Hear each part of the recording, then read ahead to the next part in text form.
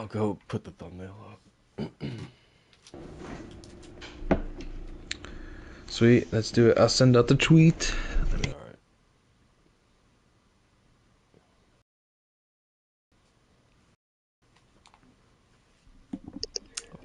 Walt, can you hear me? Testing. You hear me? Testing. Yes, sir. You keep talking. I'm gonna hear myself right got now. me? Keep talking. Dance, All monkey, right, dance. we sound good. We sound good so far. Keep talking, Jay. You can't hear me? Yep, you sound good. All We right. sound good. Cool. Alright. Yes, sir. Ski. Forgot what Macho said he was gonna do. Oh, he said something. Yeah, I think so. I think so, man. Okay.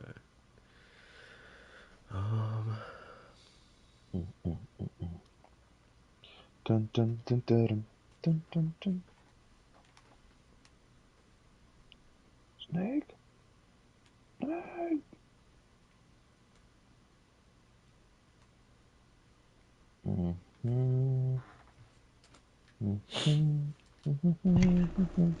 Alright, how we sounding? You're sounding beautiful. Sweet. Yeah, I noticed I crackled a little bit in the last episode, so I'm just keep a better eye on it here. Got it. Okay. So Alright, far, you sound so good. we're good. I mean, your voice is still your voice, so that can't change. But yeah, you sound good. Wait, who are you talking to? To whoever, to both. to both of you. Yeah, that's what I thought.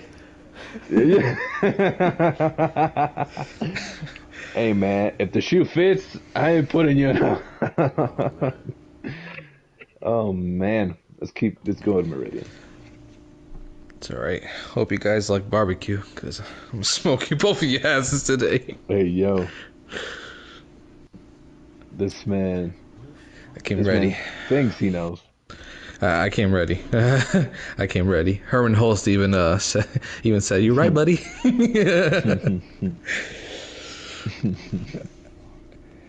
So thank you, Herman. Yeah, thank you, Herman. The tone, I love it. Where the fuck did I put this thumbnail? I can't fucking find it. Do you need me to send it to you? I mean, I could just go to Twitter and download it, but what the fuck? This computer's so weird. Like, it doesn't put like the most recent things like at the top. Like, I don't know. Like, you gotta fucking. It's like a needle in a haystack sometimes. If you don't remember what you call the image, then good fucking luck. You don't remember that you called it 3597G-523? Oh god. All right. Anyway. All right. Let's get this started. Guys, welcome back to the 49th episode of the DualShock and Sense podcast. I am your host, Soul, connoisseur of anime waifus, joined as always by my two co-hosts. We got Walt here. What's going on, man? What's going on, y'all? I'm doing fantastic.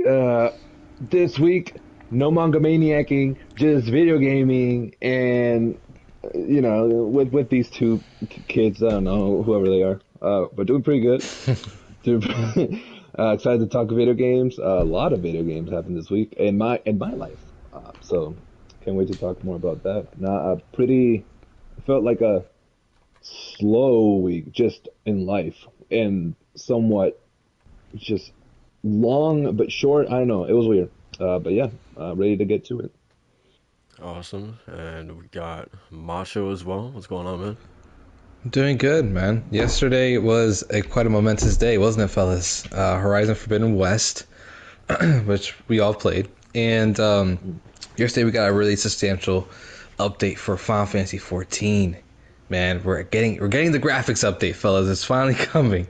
The game that's been in development since 2013 is finally getting not a graphics overhaul. We're not talking Final Fantasy 15 here, but we're getting some really cool improvements there. And in case you guys haven't heard, the critically acclaimed MMO RPG Final Fantasy 14 with expanded free trial, which you can play through the entirety of a realm board and the award-winning Heaven Sword expansion up to level 6 for free with no restrictions on playtime, is returning February 22nd, 2022. This is the King of Kingdom Hearts and the Final Fantasy Fanatic. What's going on, guys? It's Macho here. I'm ready. Let's do this. Y'all finished or y'all done? What's going on, man? Anyway, we got a really cool show planned for you guys. There's a lot to talk about. But whoa, what the fuck? Walt. What? No, like I was sliding down a zip line and there was like like someone shot off a flare randomly. I don't know if that was supposed to happen or if that was just like a random like encounter, but that was pretty cool. Anyway, I was like, what did I do? but Walt, do you know how I like to begin these shows? How we normally start it? By talking about the games that we've been playing, my boy. Yeah, good job, man. I put you on the spot. You got it. So I was nervous. I was like, "Oh man, what if he doesn't know what I'm talking about?" No, going. Pretty sure I got the grasp. All right. But yeah, we're gonna start talking about the games that we've been playing this past week. For me, I think I probably have the least amount to say about Forbidden West, so I'll just get mine out of the way first. For me, a lot of Dying Light 2. First and foremost, the game is fucking fantastic. I'm having so much fun. The deeper that we get into it, the more sort of parkour moves that I'm unlocking, and it's just so fun, just chaining together moves on top of moves on top of moves. I just got the paraglider. I just moved into the second city, and it is absolutely ginormous. It's not like the first area where you can literally jump between rooftops. There's giant skyscrapers, and you really need to use the paraglider to be able to move between them. But nonetheless, it's so fun moving between this area specifically. Um, I feel like I've gotten to a point in the story where the dialogue is really making me it's really making me laugh every other encounter that I have. I'm not kidding, there's a group of people in this game. I think they're called like the Renegades or something like that, where they literally just sound like like they're like they're goddamn like growling at you the entire time. Yeah, it's really weird. I finally met Rosario Dawson's character. She she made me laugh as well because she had this one moment where the city that you move into, I guess it's been a while that the lights have been on, and we get to the area, and like all of a sudden every single skyscraper starts lighting up. And she's like, "Oh my God, Aiden! Like, look! Oh my God!" And she's like, you can tell she's like really excited about this thing that she's probably never seen before. But I don't know, just like the way that she's going about it is just like so like forced and like over dramatic that I'm kind of like, okay, like, all right, let's pump the brakes here, you know? But yeah, I don't know. It's whatever. The story is definitely taking a turn that I did not expect. People are like half zombie superhumans. I don't think that was a thing that happened in the first game at all, at least to my recollection. But yeah, In the DLC, you were the first one, I believe. You were the first okay. like superhuman. Interesting. Well, Mhm. do you remember like in that DLC where you actually playing as a zombie and you could actually like start like fucking people up as a zombie? No, so on the DLC, you were constantly being told how there was essentially a timer, like within you, Uh-huh. and you wouldn't transform into a zombie. There wouldn't be the thing now in Dying Light 2, you literally at night you have to take like medicine and whatnot. But you basically like one of the endings was you saving whatever whoever you were saving and preventing whatever you were preventing, and then at the end you would become a volatile. So Interesting. it they took away from that and just did, let's do a whole game on that. Yeah, so it hasn't reached that point yet. It was Hmm. just like a quick story beat, and then like the character like passed out. But I Mm, think it's going to start moving in that direction, and yeah, I don't know. right. It's They're acknowledging it more. yeah, it's. I guess it kind of ties into the character's backstory, but I don't know. It's interesting to say the least, I guess. Um, Yeah. but yeah, that's pretty much it for me. I don't know how you guys want to tackle Horizon. If you guys just want to, talk about it during this segment of us talking about, the games that we've been playing, or if you want to make it a topic within itself, and we can just kind of like generally talk about the game, after this. I was thinking about that. Yeah, I was Yeah. thinking we could do that, make it like its own topic. All right. Cool. Cool. Cool. So yeah. Well. So for me, yeah, that's pretty much been it. Whoever wants to go next, feel free. Yeah. I'll go. So this week was a week of new beginnings in video games for me. I believe it was, when was it? Was it Tuesday or Wednesday? I think it was one of those days. We got the announcement of the long awaited, after a year, next gen update for Cyberpunk 2077. And as someone that has raved on this podcast about how very disappointed I was and how frustrated I was because the game itself did not let me play it the way it was intended to be played with the crashes and the bugs and all this. We've talked about it. And I downloaded the trial. I checked the patch notes. There's quite a lot that they try to, fix and add and try to make it what it was intended to be. Wait, well, Uh, before you continue, do we want to make that a topic too, since that was kind of like one of our oh yeah, topics? I for sure. mean, Yeah, we can get about it. I mean, Yeah. feel free.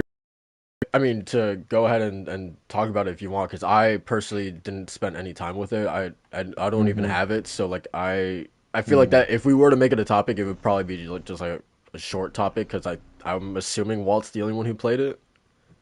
I did too. Mm. I played Oh, a you little did too? bit. Okay, so I mean, Yeah. Yeah. it's up to you guys then if you want to make it a topic or just talk about it now. We Okay, can talk about it now. Yeah. yeah, let's do a mini topic about it. Yeah, go for it. So go for it, Walt, with the whole update So since you're a little more informed. I read some of the notes and it's interesting because a lot of the things that they added and fixed are things that you assume would be in this type of video game, RPG-esque, a first person, open world kind of thing. AI was uh, refined a little bit, crowds, reactions to how you behave, pulling a gun out in the public, how people will react amongst themselves. So there was a lot of things that they added and fixed that you would assume would have been there from day one, but we know how that went. Uh, a lot may argue, oh wow, Cyberpunk 2077 finally came out. A lot of people were clowning on it. Well, finally, it came out finally. Did you see my tweet on that? I did. And I saw someone saying, "Oh, the embargo really lifted early." Yeah, I tell them that they're um, really confident that they released a review embargo 14 months ahead of time. That's Oh crazy. yeah, man. which and it. Let me tell you, I expect that as much in terms of reactions. And yeah, I mean, a lot of people at this point, they're just joking around with it. But I tried the trial. I downloaded it. I'm not too deep into it, but already from the start, I remember vividly just how much the game bugged and crashed for me when I first played it. And right from the get-go, I can say that the game is running how the game should have run in the beginning. And the dialogue and the transitions, there's no stacking of phone calls. There's no the minor glitches that I got used to the point where I thought they were a part of the game. I feel like I'm playing a different game. Some scenes, it was that bad, man. It was really bad There's so many glitches that you thought they were part of the game. because it got to the point where I got used to like just I would blindly just ignore those things and just like white note, like cancel it out of my mind. Like the crowds being how they were, they would just go in circles. I would just pretend there's no crowd. I'm just on my own. Like I wouldn't even pay attention to it. But now it feels like, oh, there's people. There's people walking by.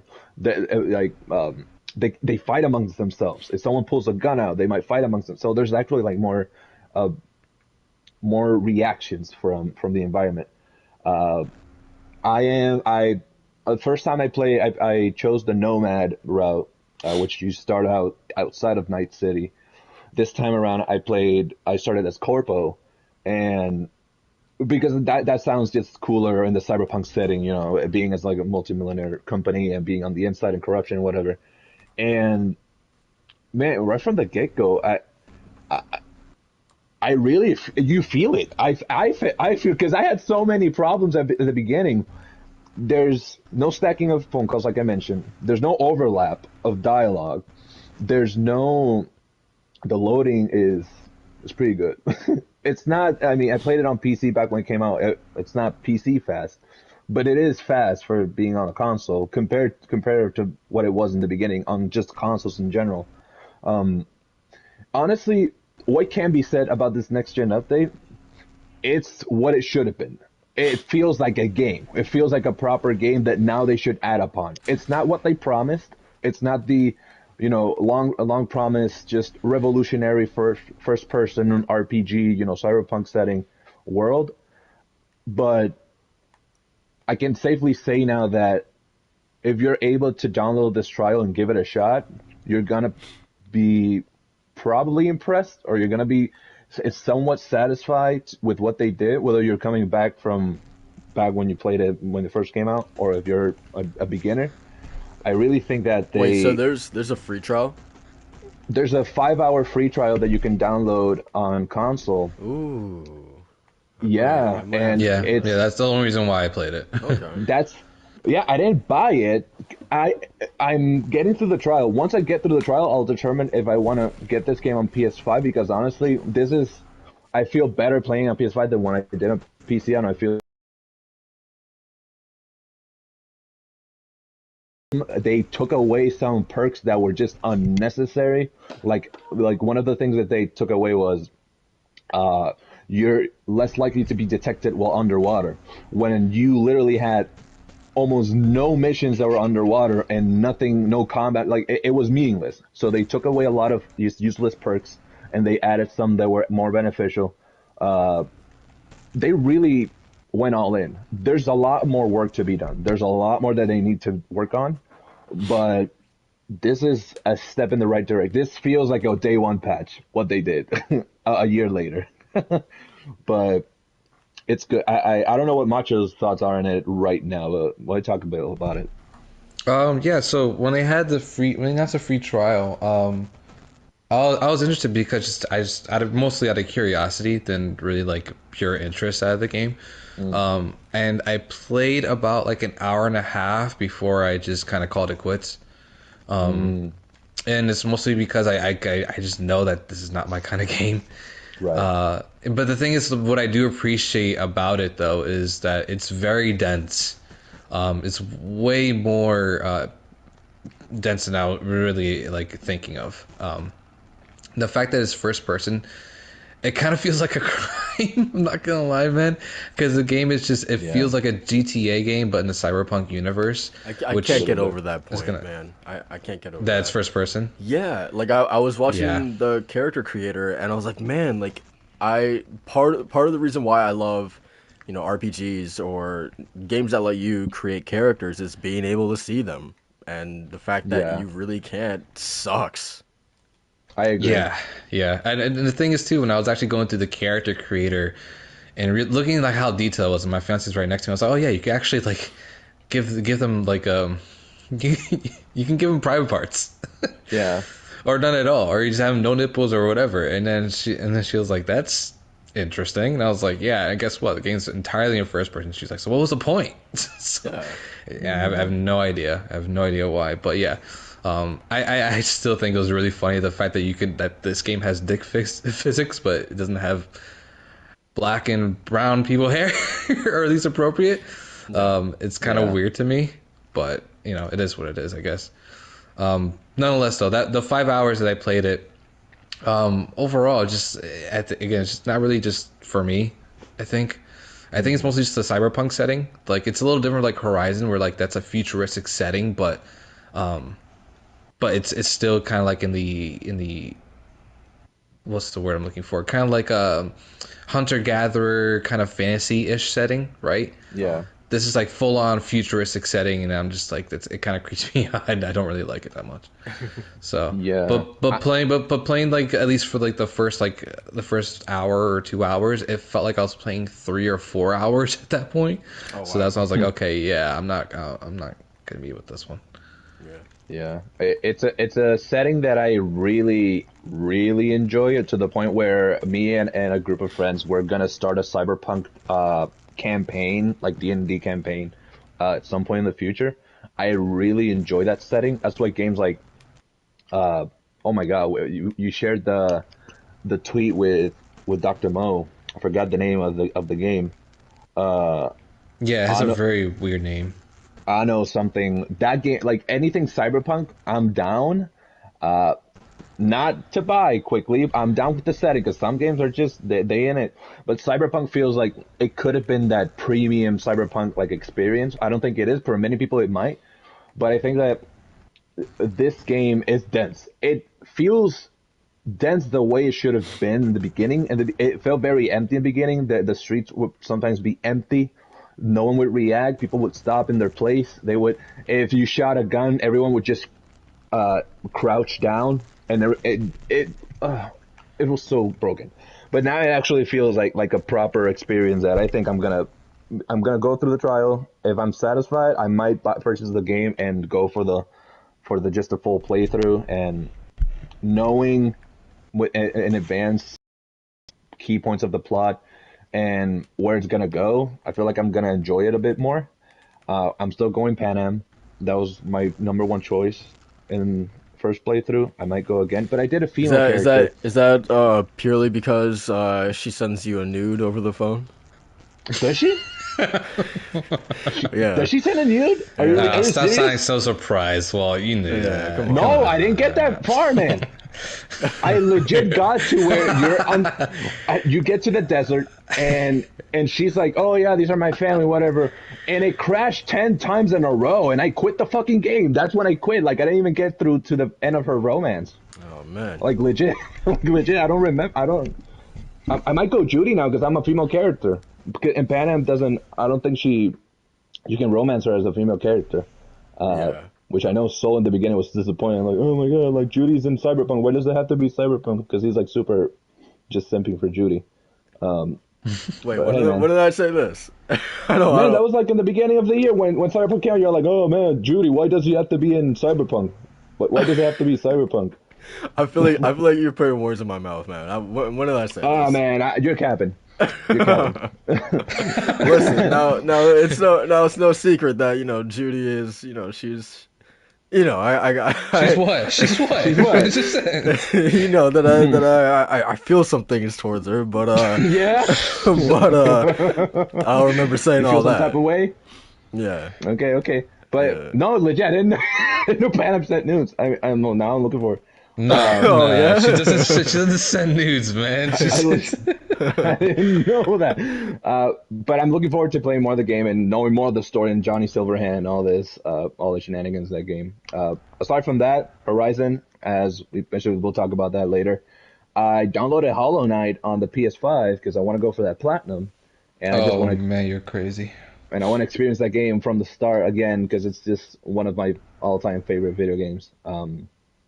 I've been doing that. I beat Sifu. I beat the Nice. main game. Uh, oh, the final fight. Let me tell you guys, I thought I knew the mechanics, and then I got to Yang, and then I forgot, and then I was like, oh, nothing I know. It's just, focus bar. No, good luck. It's all hands. It's all hands. I was frustrating as heck, man. I lost it maybe twice, and then I got the hang of it. Now I'm trying to go for that platinum, but the platinum I need more patience because, to be frank, out of the 5 areas, the club continues to be the hardest section for me. It still is. I need to talk with Macho, and he can like coach me because it's stupid. I got you, baby boy. I got you. Aside from that, man, you know how it is. Pokemon Argent, baby. That's every day, baby. Before bed, more Pokemon. But yeah, Yeah, man. you tuck yourself in the bed, and then have your Nintendo Plushie Switch. Pikachu. Yeah, yeah, I yeah. got my plushie Pikachu on one side, He's like, yeah, yeah. Gudetama on the other. I got my hot cocoa. I put my Got your my body jammies on. pillow of like one of the trainers or some shit. Hey man, got Cynthia on that body pillow. You know what I mean? Oh I man, don't even know who that is, but sure. that's a throwback. Yeah, Is man. it? She's yeah. Yeah, My Diamond and throwback Pearl. is Misty, man. I don't know. That's from Diamond Oh, and Pearl. shit. Yeah, Diamond and Pearl and Platinum. She's the champion, and she's like one of the strongest champions in like the franchise in general. Yeah, Gotcha. She's a, she's I do know she's the one like the one Pokemon character that the weebs they were quick to make some Rule 34 of her, man. oh Let's just say man. that. You sound like it sound like you typed in that address. I don't know, boy. Hey man, And it was weird that time on YouTube. Am I right, Macho? hey man, that was 2007 when that game came out. Those were dark times, man. Those were dark Those times. were Yeah. some dark times, man. Yeah. Web Yeah, browser in 3DS was not parental controls. Oh man. when they see that pixel art, they went ham. Oh man. But yeah, But man, that's been my week. Just a good plethora of games here and there. Beat Sifu. That was my main thing. Beating Sifu, I feel pretty proud. Uh, Now it's just getting that platinum because beating Sifu in and of itself, it was a challenge. But yeah, that's been my biggest accomplishment in video game this week, and now getting through Horizon. But we'll get to that, man. Pretty excited. How about you, Macho? What you been doing? Final Fantasy. Well, no, what you been doing? This man. Yeah, so I did what Walt did not the past week. I platinum Sifu, and I did it Okay. twice. Okay. Listen, I was saying before, man, that PS4 version of Sifu was a little rough, man. The My bad. a lot more. There's a couple more bugs. The loading time was obviously not as quick, but it wasn't unbearable. But it was to the point where I was like, oh, okay, I'm gonna stop messing up. But to the point, like for the bugs, where it's just like I was like, come on, dude, like this is like I had to restart the third stage 4 times to get like one of the like end game trophies. Oh wow. Yeah, so it was very annoying. I was getting to the point I was like, all right, I'm just not gonna deal with it anymore. And then Walt had to be all snickering and send a very offensive tweet to me. And so I felt compelled to go back to the PS4 version and platinum that fucking game, which I did. So I platinum Seafood twice on PS4 I'm glad I encouraged and PS5. Yes. Now it's officially out of my brain for forever now. forever until they come up with a boss no rush? hit, Yeah. a no hit, no death, just run. If they come out with a boss rush, then yeah, I'm absolutely going back to that game. Yeah, for sure. That sounds exciting, like a boss rush mode, man. Hell yeah.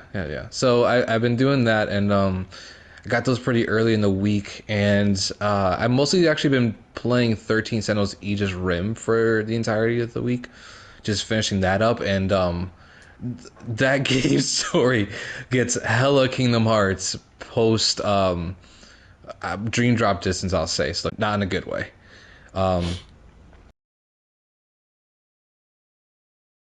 Ties everything up pretty well, but overall, it just got to the point where I was like, okay, this is definitely getting anime Japanese. It's like I'm really having a hard time keeping up, man. Regardless, like I think the character, like what they do for the characters is really awesome, but I think the overall narrative it kind of gets lost in its own like kind of rules and you know who can body swap and who can't and all that kind of stuff. So it gets pretty nutty, but overall, I really liked it. Got the platinum in it, so. I would say You need I more recommend. anime, man. To understand it, you need to watch more anime. Yeah, I think so.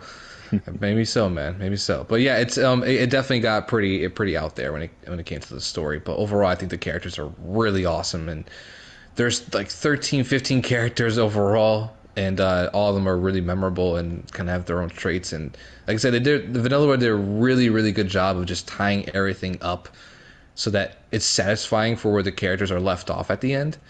But kind of like the journey to that, it was a little rocky. So overall, really good stuff. That's good. The other thing, yeah, Cyberpunk. We kind of talked about Cyberpunk already, Yeah, but you can touch yeah, on it. yeah. I mean, yeah, nothing really much to say. I just say like I was really impressed by just the scope of the world, man. I feel like if anything, CD Projekt Red, what they did really well with Cyberpunk is that they made it feel endless for this Yeah. open world where like even though it's in first person and then you have the third person view when you're driving the car, it feels like Grand Theft Auto. And the scope is like completely beyond what I was expecting. And I think the systems are really good too, and also the DualSense capabilities for Cyberpunk 27 are really good too. Like it actually feels really good shooting guns in the game and stuff like that. So overall, yeah, if you're into the Cyberpunk aesthetic and like you want kind of like the storytelling, yeah, go for it. But for someone Yeah. like me, like the first hour, I was just kind of like, I'm Meh. not really feeling it. Yeah. Try that Yeah, trial for sure. Like, yeah, if it's a whoever can. 5 hour free trial, so yeah, you have no reason to not try if you're interested. So there's that.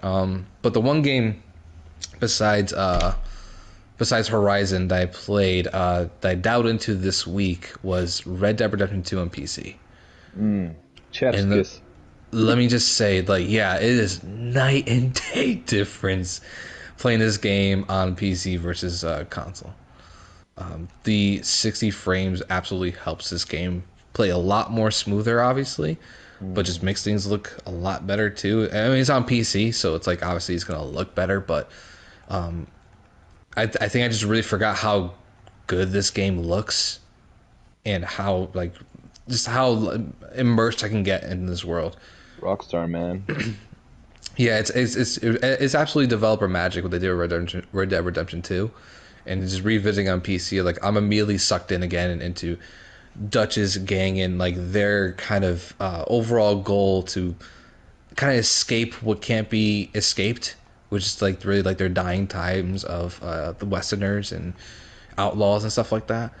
So it's really cool, and I'm looking forward to kind of just slowly playing through that game and like really being absorbed into the Wild West again that I didn't really feel when I was on PS4.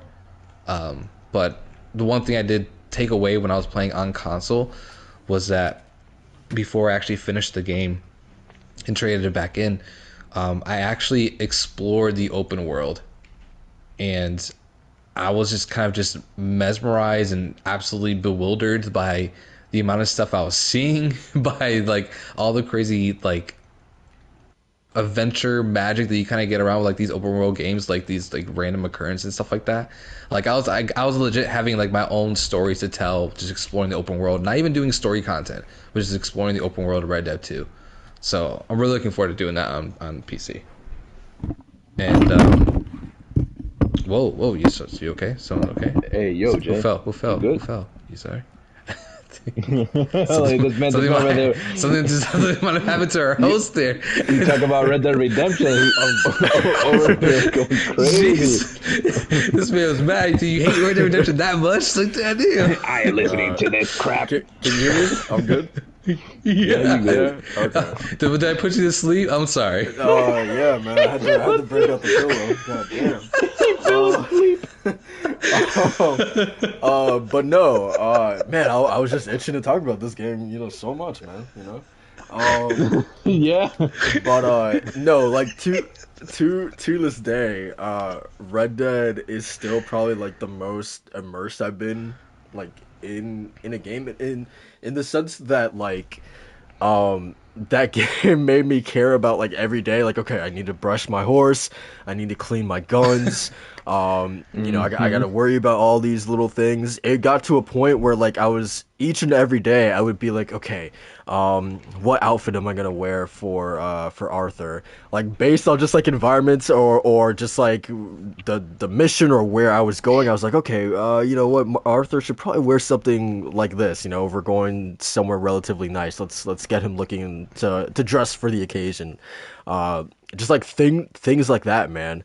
The food, obviously, whenever I would go out and sleep away from the camp, I'd be like, okay, let's make sure that he's eaten and he's gotten enough sleep, right? Like it was insane. Like just like the day-to-day life of being a cowboy, like there's still, what, 4 years later, there's never been a game that I have been that sort of like engrossed into a fantasy of being a character, like I was with Red Dead. Yeah, yeah, and I concur. Like I think it's a little lost on me when I was on PS4. I don't know if whether there's expectations or the case may be, but coming back to it, I'm just like, man, I can go back and do like another session. Yeah, not gonna lie, man. I was playing Horizon yesterday, and even then I was like, man, I can actually go back and play a little bit of Red Dead. Cause like that's how immersed I was, and I just want to get back to it. Not because any other game that I'm playing right now is bad or the case may be, but just that's how like enveloping that world is, and how much I wanted to go back to it. And does that game run 60 on PS5 or no? I don't think it does. Because, dude, I've been itching. Every time I see it on sale, I'm like, man, I just want to get it digitally so I don't have to just put in the two damn discs to install it. Well, Like what's your PC? What's your GPU on your PC? I got a what's the 2080? 2080 Super T. It runs it. I can run it. I can run it. It's just a matter of, do I want to lay back with my controller or do I want to sit on my desk and play on PC? That's where I'm at. I'll let you know right now. It's not gonna matter. It's not gonna matter? Because I thought the exact same thing. Where like I just want to sit on the couch and pop it up on an OLED. Like no, it doesn't matter. I'm playing it on PC, 1440p, with the DLSS and all that stuff, and I immediately just get hooked in. Okay, good, good. To Soul's point, it is a game that I get immersed, but the world itself, I forget it's a video game. I forget that the things I'm watching, that this is a computer. And there are moments, if you're galloping with your horse on a track, and you see this one guy trying to put a hoof on his horse or trying to clean him and stay still, you see this horse just kick the shit out of the man and kill the man right on the spot. And you're like, what the heck just happened? What did I just watch? Or it just tracking animals. I get really into it. Just how, like, so you mentioned, you put different outfit on and you brush your horse. I get really into the hunting, and I go slow and I'm like, oh, this looks like someone was here. Let me look at the floor. Oh, these are tracks. And like I'll get really into it. Like it's such a phenomenal open world game that when it opened up to the old Red Dead Redemption area down south, I was like, oh my god, there's more. There's more. I can go even further. I was hoping that at some point they would add like an Undead Nightmare DLC, but that never happened. I wish that's still like something like even in 100 years so that people can experience the beauty of that DLC. I mean, I was just hoping to do a next gen update of sorts so I can actually go back to it. But playing it on PC is just as good. Like it's the way the gameplay feels is as I imagined it when I first saw it in trailers and stuff like that. Like actually like feeling more fluid in gunplay and just overall just feeling like a much better game than what it was on the base PS4, which I'm sure like was taking off like an airship when it was running that game. So yeah, makes you feel like an outlaw, makes you feel like a cowboy. Yeah. I mean more gameplay feel than anything, but yeah, our RPG feel for sure. I feel like a cowboy picking up my hat. And there's, I don't know you, but my most memorable just time with that game was post Valentine.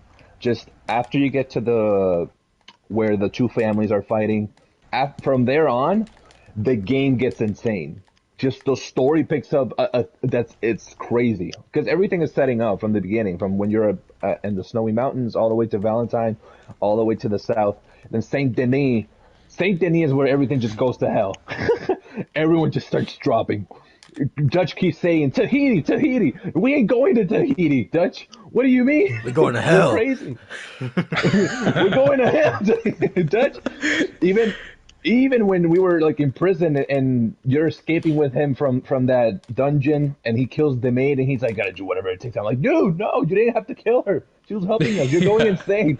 Oh, it's But to, like you guys reminiscing about all that stuff, like that's what I was thinking when I and it actually seeing everything from the beginning really made me miss these characters.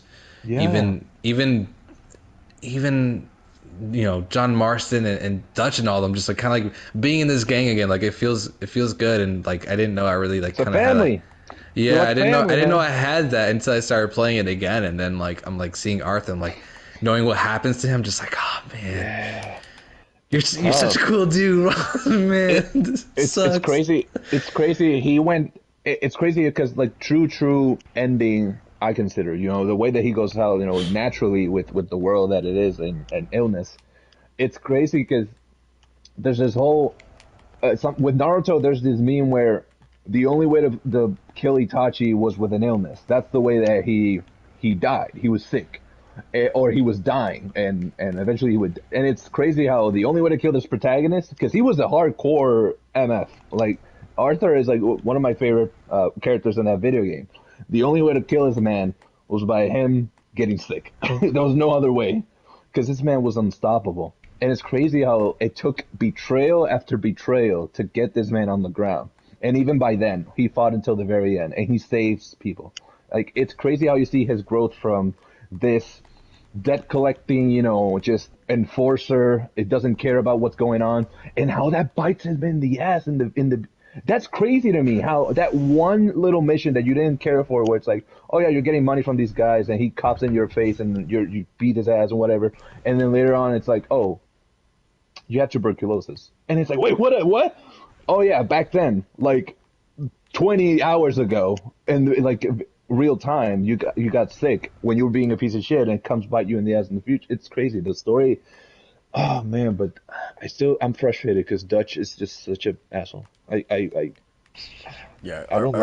earlier to Macho's point of like when you were talking about the story, sort of like the inevitability, like that's a plot point that like it's not like I don't know, I guess like exclusive to Red Dead, right? Like a lot of media has touched on that subject of sort of like the I don't know, the inevitability of modern civilization and that kind of coming to sort of like push out the older generation. I absolutely adore stories like that. That's like literally the whole story about like pirates in general of like, them being living in a world that no longer wants them essentially. There's a Yeah, and show them keep rebelling. Yeah. there's a show called Black Sails that is specifically about that. If you really enjoy Red Dead story, I cannot recommend Black Sails enough. Where it's literally these famous, characters in history like Anne Bonny and Blackbeard and Charles Vane having to sort of, grapple with the fact that, they are living in an age now that, doesn't want them anymore. That there's no room for them in, sort of modern society. So yeah, if you really like, stories like that, yeah, I can't recommend that show enough. Yeah, and both games do the same. Where Red Dead Redemption 2, eventually, you take on the role of John, and you keep the legacy alive in a way. And then Red Dead Redemption 1, you keep that legacy alive with Jack. And it's interesting how he came to evolve from the beginning when you first get to meet the gang in Red Dead Redemption 2 and you see the whole gang and when I first saw that Jack was involved, in my mind I was like, "Oh, they've been breeding this just lifestyle from the beginning. They've been ingraining it from the beginning, and it's not going to end because Jack continues it, and that's not something that's gonna die. And it's crazy how the legacy they've been protecting it from the beginning. And there's a mission in Red Dead Redemption 2 where it's about saving Jack, and I think that's such an important mission because it sets up so much in the first game. It being continuation of the second one. And to your point, so I've been meaning to get into that series because I know it's like one of your most and you've praised it a lot at Black Sails, and It I know is. that It's a the writing crime. is amazing. It's a crime that that show did not get nearly enough. Because it was airing during pretty much the apex of Game of Thrones, so it just got completely, Mm. like overshadowed. But like, good lord, man, just like I feel like with specifically just like conversations between characters, man, I'm always on the edge of on the edge of my seat. Like that show is so well written, man. It's like it's just incredibly profound, man. It's incredible. But Where is yeah, it? Where can you watch it? uh, Okay, it's only four got it. seasons, so it's not that long. But Gotcha. yeah, it's Okay. pretty damn good. And similarly to Red Dead, it basically has a what's the word? Like a protagonist for, or not protagonist, but he's like at the helm of the show. But yeah, Right, kind of like Peaky Blinders, more or less, yeah, sure, or like Sopranos, I guess. or Sopranos. Yeah. Gotcha. Yeah. Um, Okay. but yeah, that's I didn't I didn't want this to be like a spoiler cast for Red Dead, but Macho, is that do you have anything else you wanted to anything more you wanted to say about it? No, no, that's it. That's it. Okay. So and for just in general like games that you played this week, is that it before we move on? Yes, sir. Yes, Yeah, sir. cool, cool, cool. All right. So yeah, that's going to do it for the games that we've been playing this past week. Obviously, there's a elephant in the room that we are going to touch on. But I feel like we can kind of get this one out of the way. Um, I'm itching to talk to you guys about Uncharted. I know Macho is going to see it later today. Walt, did you get a chance to Hmm. see it? I have not. I'm probably thinking of watching it tomorrow, Okay. probably. So by next week we'll all be probably caught up. But no, I haven't watched it. Okay. Okay. I'm really curious to see what you guys think about it next week then. I went to go see it uh last night. I'm actually on top of just hearing like your general thoughts about it. I'm actually really curious to see uh your specifically like the theater, like how full it is because I was shocked when I went there. I was late. I mean, you guys know, you guys know how I am with this podcast in general. Scumbag. So I was like 15 minutes late to this goddamn movie. I had the movie was like at 9:35, and I literally left my house at 9:35. So Scumbag Dang. moves, man. Were you inching between people as they're watching the movie and wanted to catch yeah, the latest pre? Oh, yeah. you scumbag. My friend, Hope you stepped on gum. Yeah. my friend saved me a spot. But what was funny was that he was texting me. He was like, "Dude, you gotta hurry. This thing is like end game packed." And I was like, "What?" What? Right? I was like, "What?" I mean, like, Jesus. who wants to see Uncharted? I was like, I was like, "What?" So literally, like, I come in there literally as the last trailer is ending, my hands full of, popcorn. And as soon as I get there, man, no joke. Not like aside from like, literally the front rows that's like right up next to the screen, like those obviously were empty. But aside from that, man, that place was packed. And I was shocked. I was like, "What?" That didn't make Wow. any sense to me. That's part of the reason why I was so confident leaving as late as I did. I was like, okay, I'm obviously gonna have time, to pick a seat, whatever. And that was just not the case at all, man. I had to Wow. sit. I think we underestimate the power of like names because my family doesn't know Silch of Uncharted, but once they saw Tom Holland and Mark Wahlberg and Antonio Banderas, they're like, "Oh my God, these are here!" I'm like, "Wait, you're interested?" They're like, "Yeah, I want to watch it." Like, what? Yeah, What do you mean? yeah. So it was pretty interesting, and it wasn't just like people like my age too, right? Like like I was actually sitting right next to like a older couple, which was weird. Not like like elderly, but like I don't know, like middle aged people.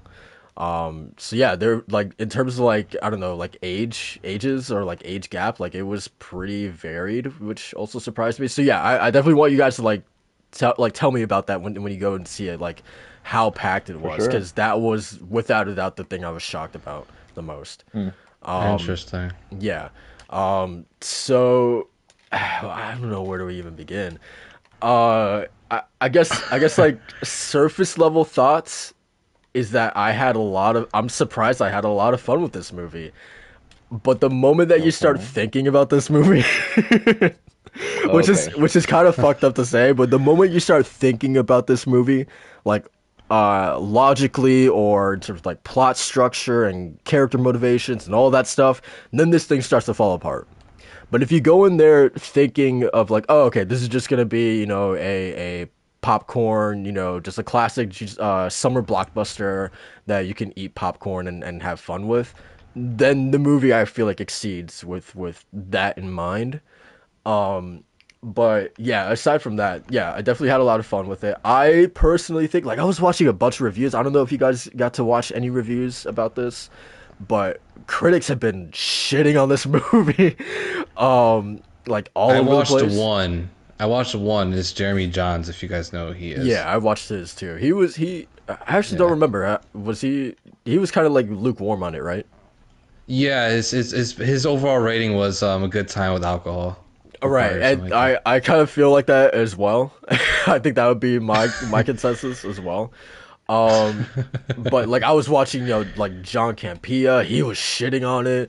I was watching Double Toasted, they were shitting on it as well. Um, just a bunch of reviews. But like to me, I actually think Tom Holland and Mark Wahlberg, their chemistry, so to speak, was actually like pretty good in my opinion. Like there was a Wow. bunch of times where I was laughing out loud. Which I got a piece of coal for a heart, so laughing doesn't really happen that much for me. So I was surprised by that.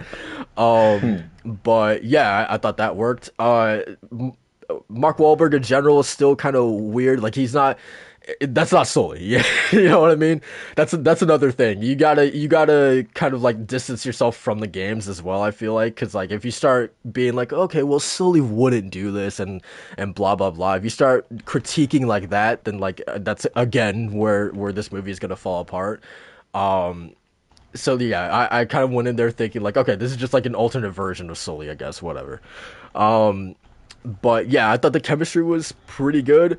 One of my biggest problems is like the treasure hunt itself. The treasure hunt, as it progresses, it's just fucking implausible, dude. It just doesn't make any sense. Characters are conveniently getting at places, with like little information, right? There, I asked my friend one time, I was like, wait, how do the villains know to get here? He was like, well, I was like, okay. It's that classic thing of like the princess is like in another castle kind of thing or whatever. There, yeah, just like once you start thinking about like the actual treasure hunt, it's not really compelling at all. It's just kind of like in the backdrop, I guess. Like they try to make it interesting, and Nate obviously cares about it. And obviously they show Nate and how smart he is with this stuff, but like, yeah, you get to a point where you just don't even care about the actual treasure itself. Versus the games, I mean, you guys remember like getting to like Libertalia in the fourth game, or Shambhala in the second game. Those are actual like jaw-dropping moments where you're like, holy shit, dude. But in this movie, it's like I don't even remember what the treasure was called in this one. It just kind of felt like an afterthought, which is not a big deal, Yeah. right? Like the treasure, it's kind of like whatever. But yeah, it's not like Ocean's 11, right? Where like the plan is like this master plan thing, to get the money or whatever. It's definitely nothing like that. Another gripe I have is I don't even know if it's a gripe, but like there's just way too much betrayals to a point where like you start actually building sort of like trust with certain characters, and you're like, okay, I'm warming up to this character now, even they betrayed this one character, but then they go ahead and start betraying them again a second time, and I'm like, okay, now like you're past the point of like redemption, because now it's just like I can't even trust you now anymore, right? uh so that was definitely something that I had like an issue with.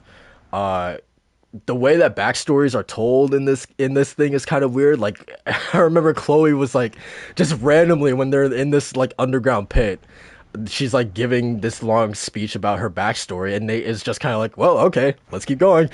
I'm like, I'm like, okay. um, but specifically like character motivations, there's like tying back to the betrayals. I'm kind of like, okay, like I just need to know like why characters are doing. There's this big insistence that all the characters talk about of like in this business you can't trust anyone. There's always someone who's gonna fuck you over. So obviously I'm in it for myself because of that reason. So in the back of my head I'm like, okay, but why? Why do you have this belief that everyone's going to fuck you over? That in this business you can't trust anyone or you can't have any friends, right? Like I needed that explanation or that reasoning, like why are you like this, right? And you just don't get that. So then it's just kind of like when a betrayal does happen, it's kind of like, oh my god, like immediately it's shocking, but then it's like, okay. You know what I mean? So yeah, I don't know, like I feel like I really needed to know like character motivations and reasonings as to why they're making some of these decisions, and I just didn't get that at all. Aside from that, man, the action is really fucking cool. It's it's like Fast and the Furious level batshit insane towards the end of the movie. It's absolutely implausible the shit that's happening on screen. But again, it's that kind of movie where you just kind of turn your brain off, you just eat popcorn, and you just enjoy whatever the fuck they're putting on the screen, man, and you're gonna have a good time. I feel like that's kind of Uncharted in a nutshell, to be honest Yeah. with you, man. Just Sure. because, like, because you get there's times in Uncharted where you're just like, man, I murdered a lot of people. Yeah. Like you said to kind of like turn that off in your brain. Yeah, for sure, for sure. It's definitely like this here as well. Um, Yeah. I guess there's just some things that you in moving form they don't translate as well as they would in video game. Because in video game you also have that thing where, wait, how they get here? They just because sometimes in Uncharted they finish one segment, one action scene, and then it transitions, and then they're already like a spy gear, like infiltrating this place. Like, wait, how we get here? But it's a video game. You don't think about it. You keep going. But in a movie, I guess it's a bit more tied to reality, a bit more grounded. You expect some sort of more realism than in a video game. But again, in a video game, you get more time to get attached to these characters. Here, they're doing it in hour and a half, or 2 hours. yeah. But Yeah, I'm how glad that long there's is the redeemed. movie actually? Yeah. I don't remember. Yeah, Okay. I couldn't tell you. I couldn't tell It you. was just a blur. Yeah, Did I even watch Well, Uncharted? I'll put it this way. What time did you get out of theater? oh, probably like man, I don't know, like close to midnight or like Okay, yeah, 11, so probably like a 2 hour movie then. or probably like Okay. under More or just less. under 2 hours, I'd say, because obviously the trailers and whatnot. Right. Yeah, so yeah, around that time. It's a decent Okay. length, but like at the same time, I didn't have one thought where I was like, man, this is going on really way too long, right? I feel like it was like really well paced. So Okay, good. yeah, that's another plus I'll give. The backstory that they try to give Nate is just kind of like whatever.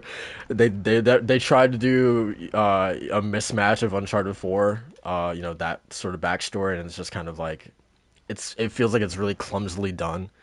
But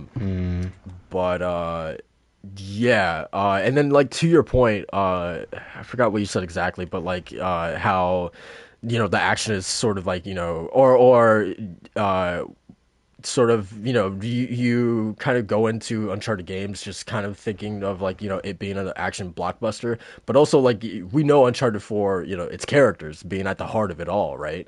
And 100%, yeah. and that's sort of a thing that this is kind of like up and down with as well. Again, I think Nate and Sully, they definitely have their moments. There was a bunch of lines where specifically with Nate when he's in trouble and he throws out like a one liner, and I'm like, yep, that's Nathan Drake right there, man.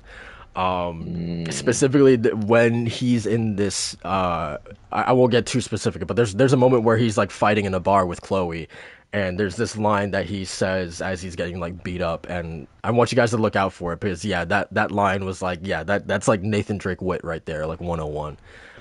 So yeah, Awesome. there's Cool. Interesting. So so they yeah. know that they they nail those lines. Not all the time, right? Nate is still Right. kind of like a little weird 'cause he's like a fucking bartender in this.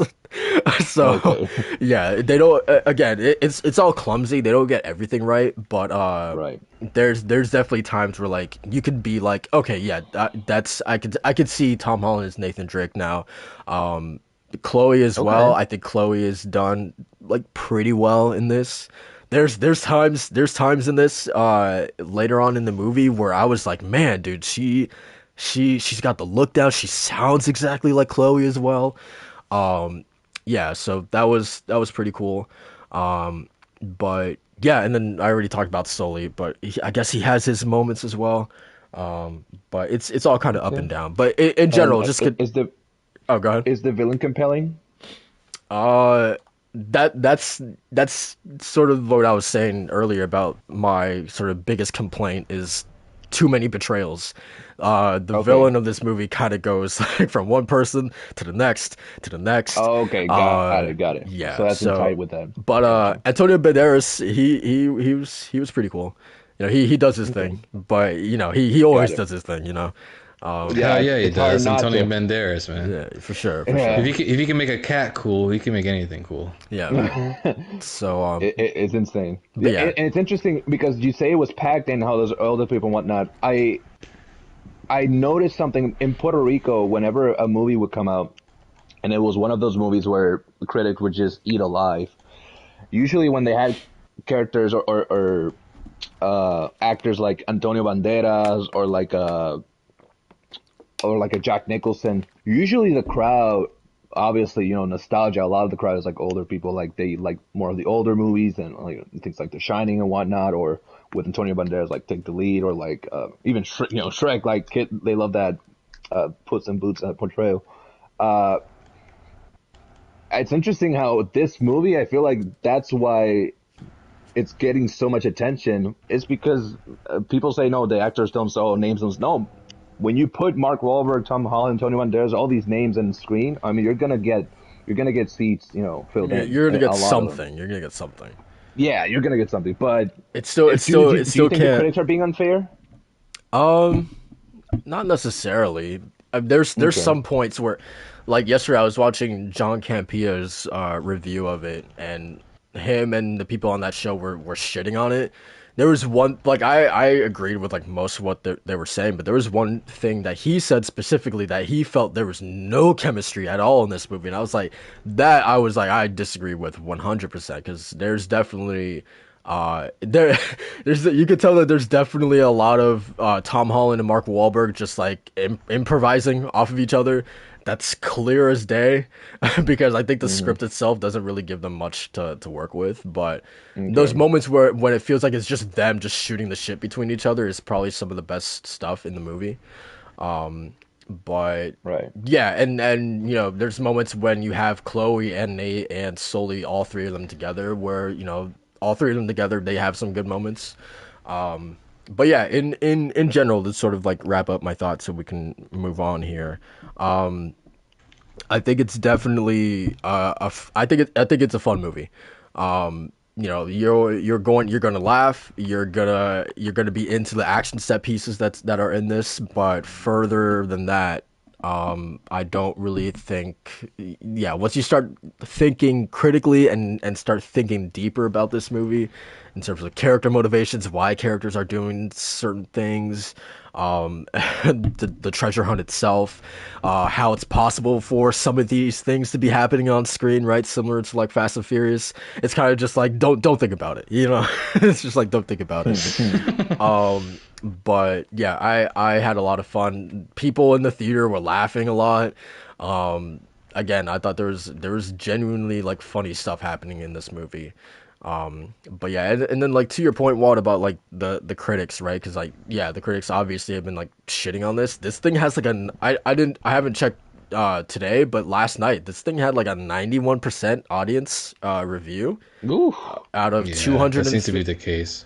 which is like 200 out of 250 verified accounts, which is pretty insane. And I was like just scrolling through comments John Campia's review of the movie, and a lot of people were like, "I actually enjoyed the movie. I liked it. I thought it was pretty fun." And that was like the general consensus I was getting from Mm-hmm. comments. So yeah, I'm really curious. I think this is going to be a Venom case where the critics are very hard on this, but the audience actually think it's actually kind of fun. So yeah, that's sort of my general review about it. Far better, leagues better than Resident Evil. Welcome to Raccoon City. Far and away better than that trash fire.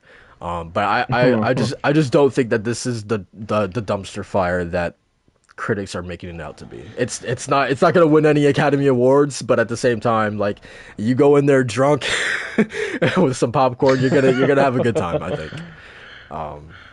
So yeah, that's Uncharted, man. Good stuff, man. That's interesting. Yeah, by your tweet from last night, I was like, oh man, he's probably gonna shit on it.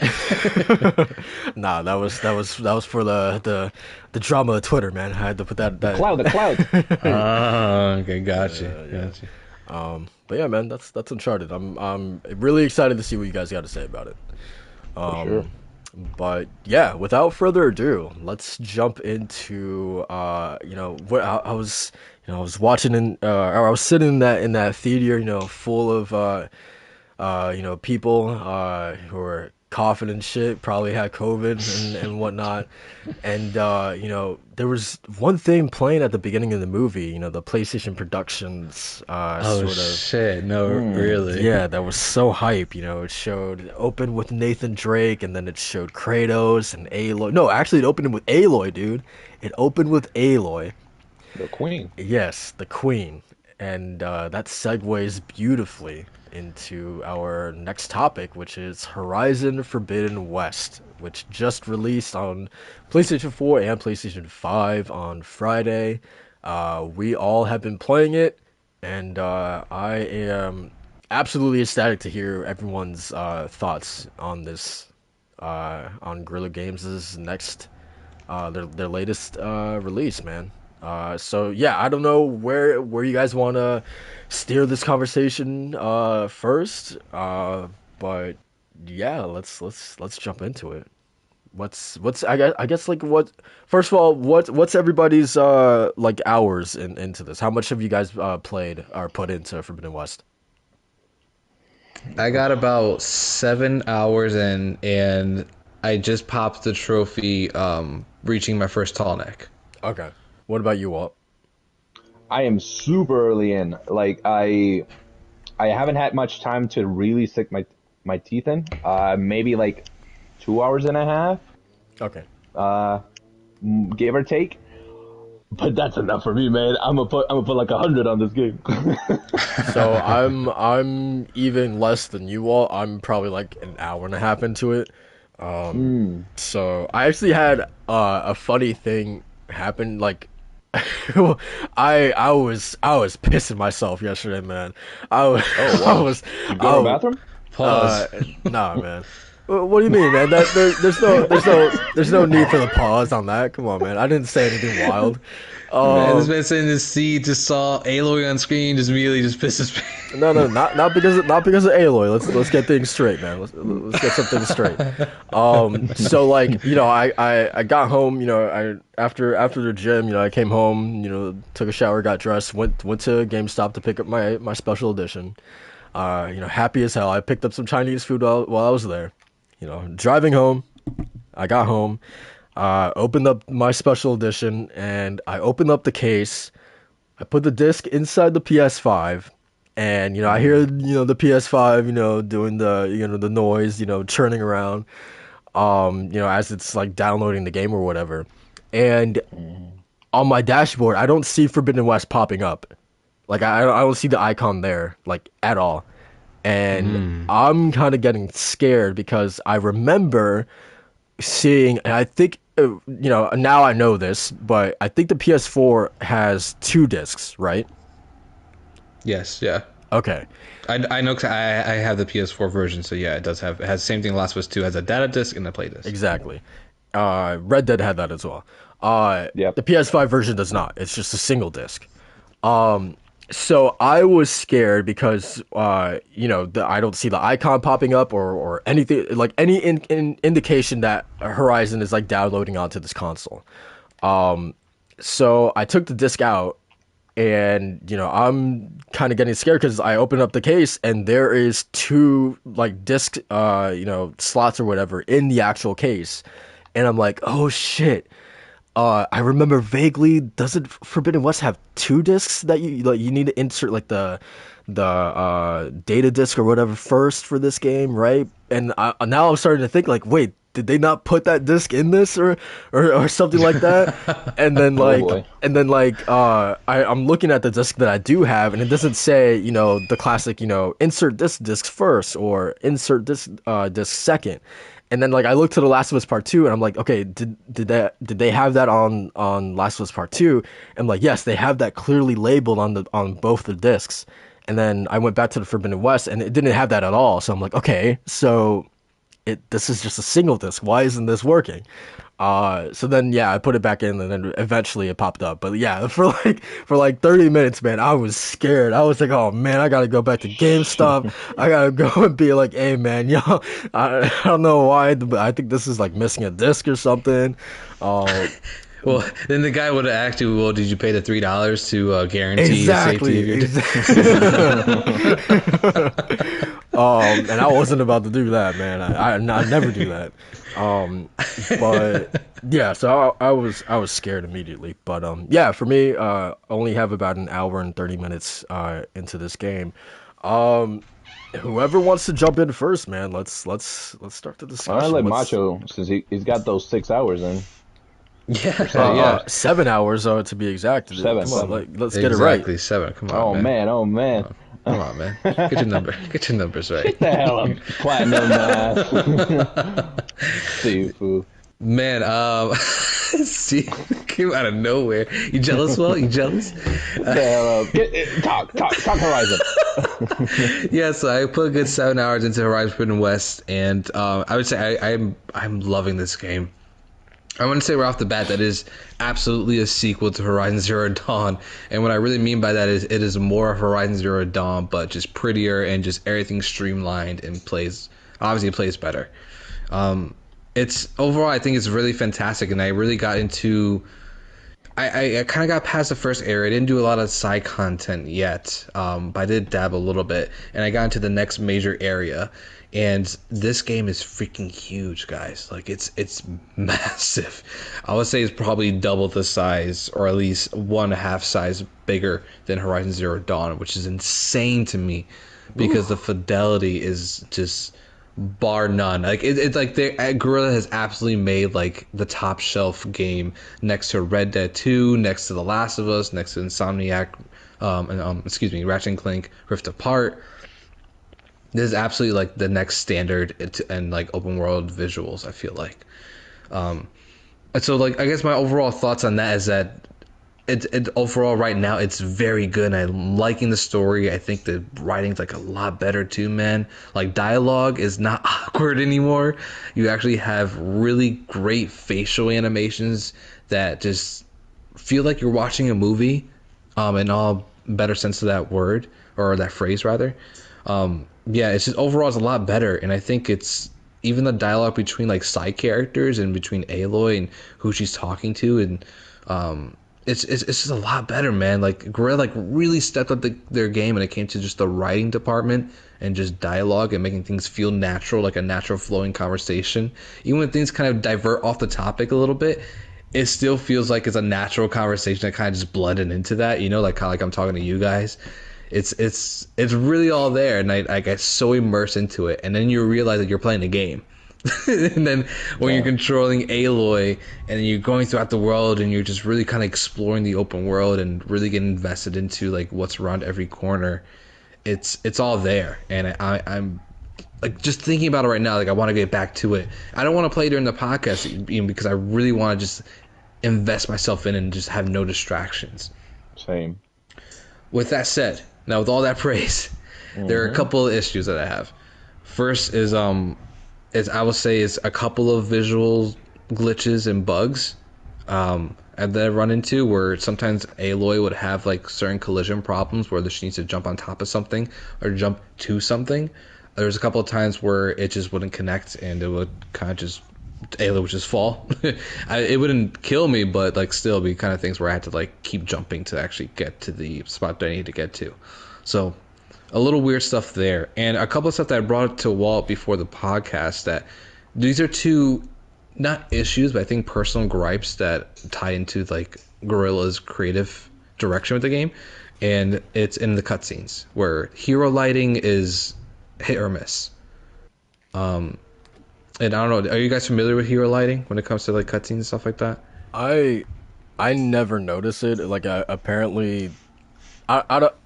I don't know. Maybe I just really need like more time with it. But like yeah, I remember people complaining about it when there was like screenshots of Forbidden West being released, and like I don't know. It's just something that I never really like noticed, I guess. But is Yeah, it it's something you don't notice until you actually like look for it, I guess. okay? Brings it to your attention. Um, but yeah, I mean, I noticed it from the get go because I feel like Horizon Zero Dawn had this, but not as much. I don't know. Maybe I'm just misremembering. But from Horizon Forbidden West, like it's there, but like I don't know. Like there's certain like there's a scene like this morning that when I was playing the game where like the hero lighting wasn't as pronounced, but like something like in the beginning sections when you're with Aloy and Varl, and you're inside kind of like a dim lit cave, it was very pronounced, and I was like, why do they have so much lighting when it doesn't really make any sense for them to have that much lighting in this environment? So so it was a little distracting, and there's a couple of scenes like that in the game where I was just like, okay, that's something I can eventually just get over. You know, it's like a maybe just a creative direction, but still, it's a little off, especially when I'm playing Red Dead 2 at the same time, and like that's all natural lighting, you know, Yeah. natural shadow and stuff like that. So the hero lighting is a little too much sometimes. And then the second is depth of field. Gorilla loves depth of field in their cutscenes. And again, maybe it's just me coming from PC and like turning off depth of field and motion blur and all that stuff.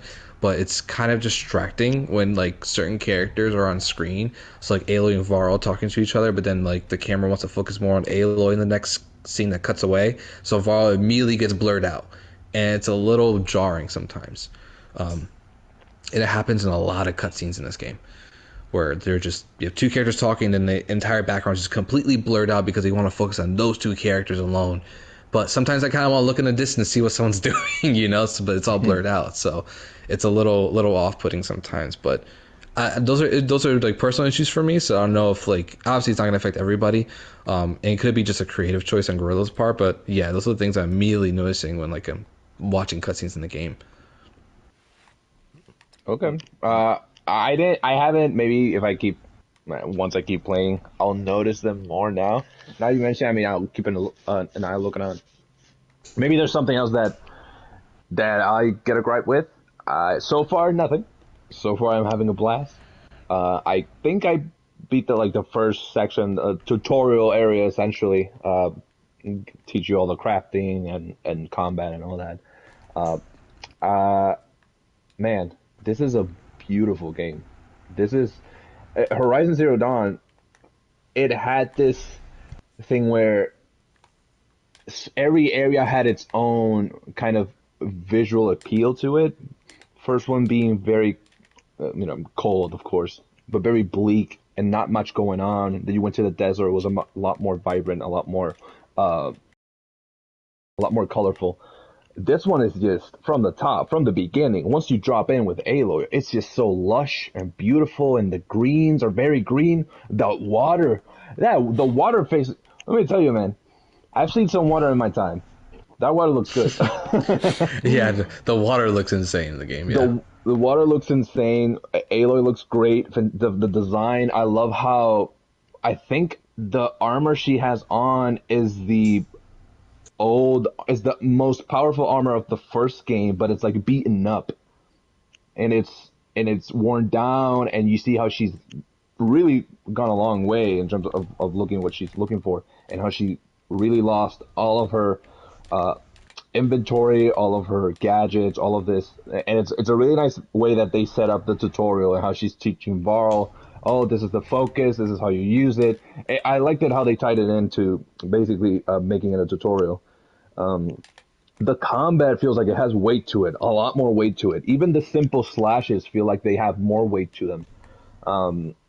The enemies, they didn't mess around. Like from the top, like they're introducing new enemies, the weasel kind of things, weasel-looking enemies.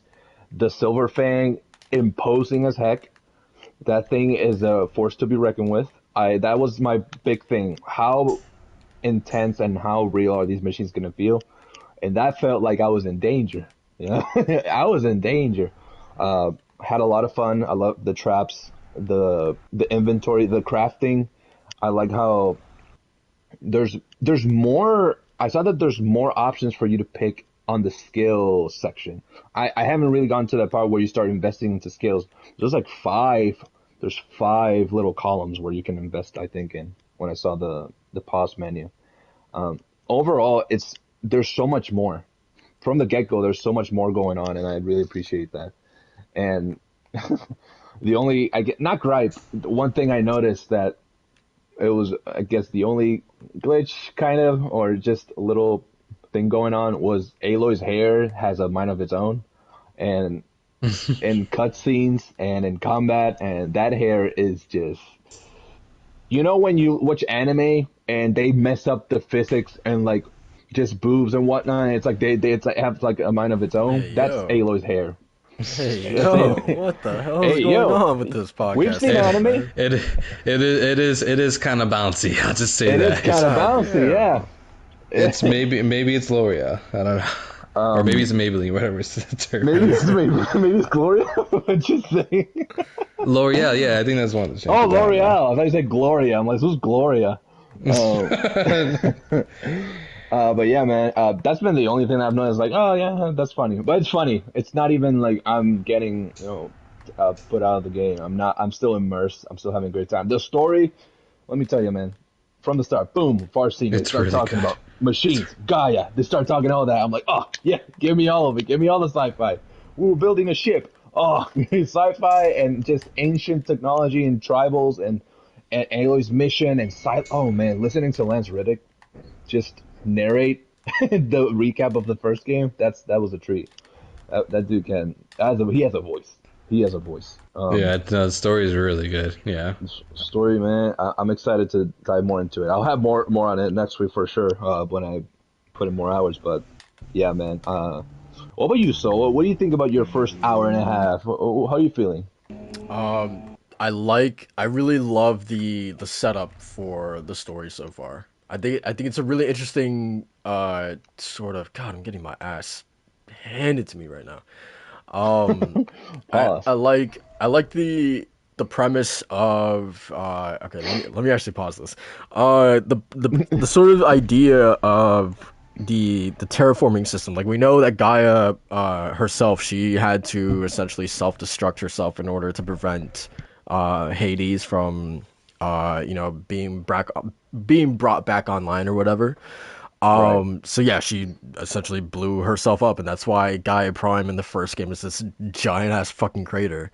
So this idea of, basically the overarching or the immortal guardian of the planet who is overseeing Project Zero Dawn, the terraforming system that's keeping the planet running.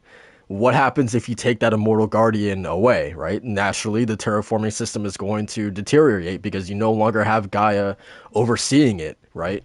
So I Mm. like that aspect of like what happens if you do take away Gaia from the equation. And now we're kind of seeing the slow ramifications of that. The planet is literally dying from that because Gaia is no longer there to oversee Project Zero Dawn. So just that premise alone is really, really interesting to me. I love seeing, just walking around and seeing the blight everywhere, seeing dead foxes, even though it's really sad. But I really do like seeing just that being sort of displayed in the environment itself is pretty cool. Aside from that, I mean, you guys have pretty much touched on everything. I mean, obviously the beauty of the game is staggering. It's jaw dropping. The character animations are not the character animations, but the characters' faces itself. Like just from the opening cutscenes, Aloy looks like I was blown away by Aloy specifically, just how she looks. There's Oh, one dude, you didn't even touch the surface yet, man. there's one Like specific every character looks amazing. yeah there's one specific scene with her like I don't know, like in rain or whatever, and I just remember looking at that dude.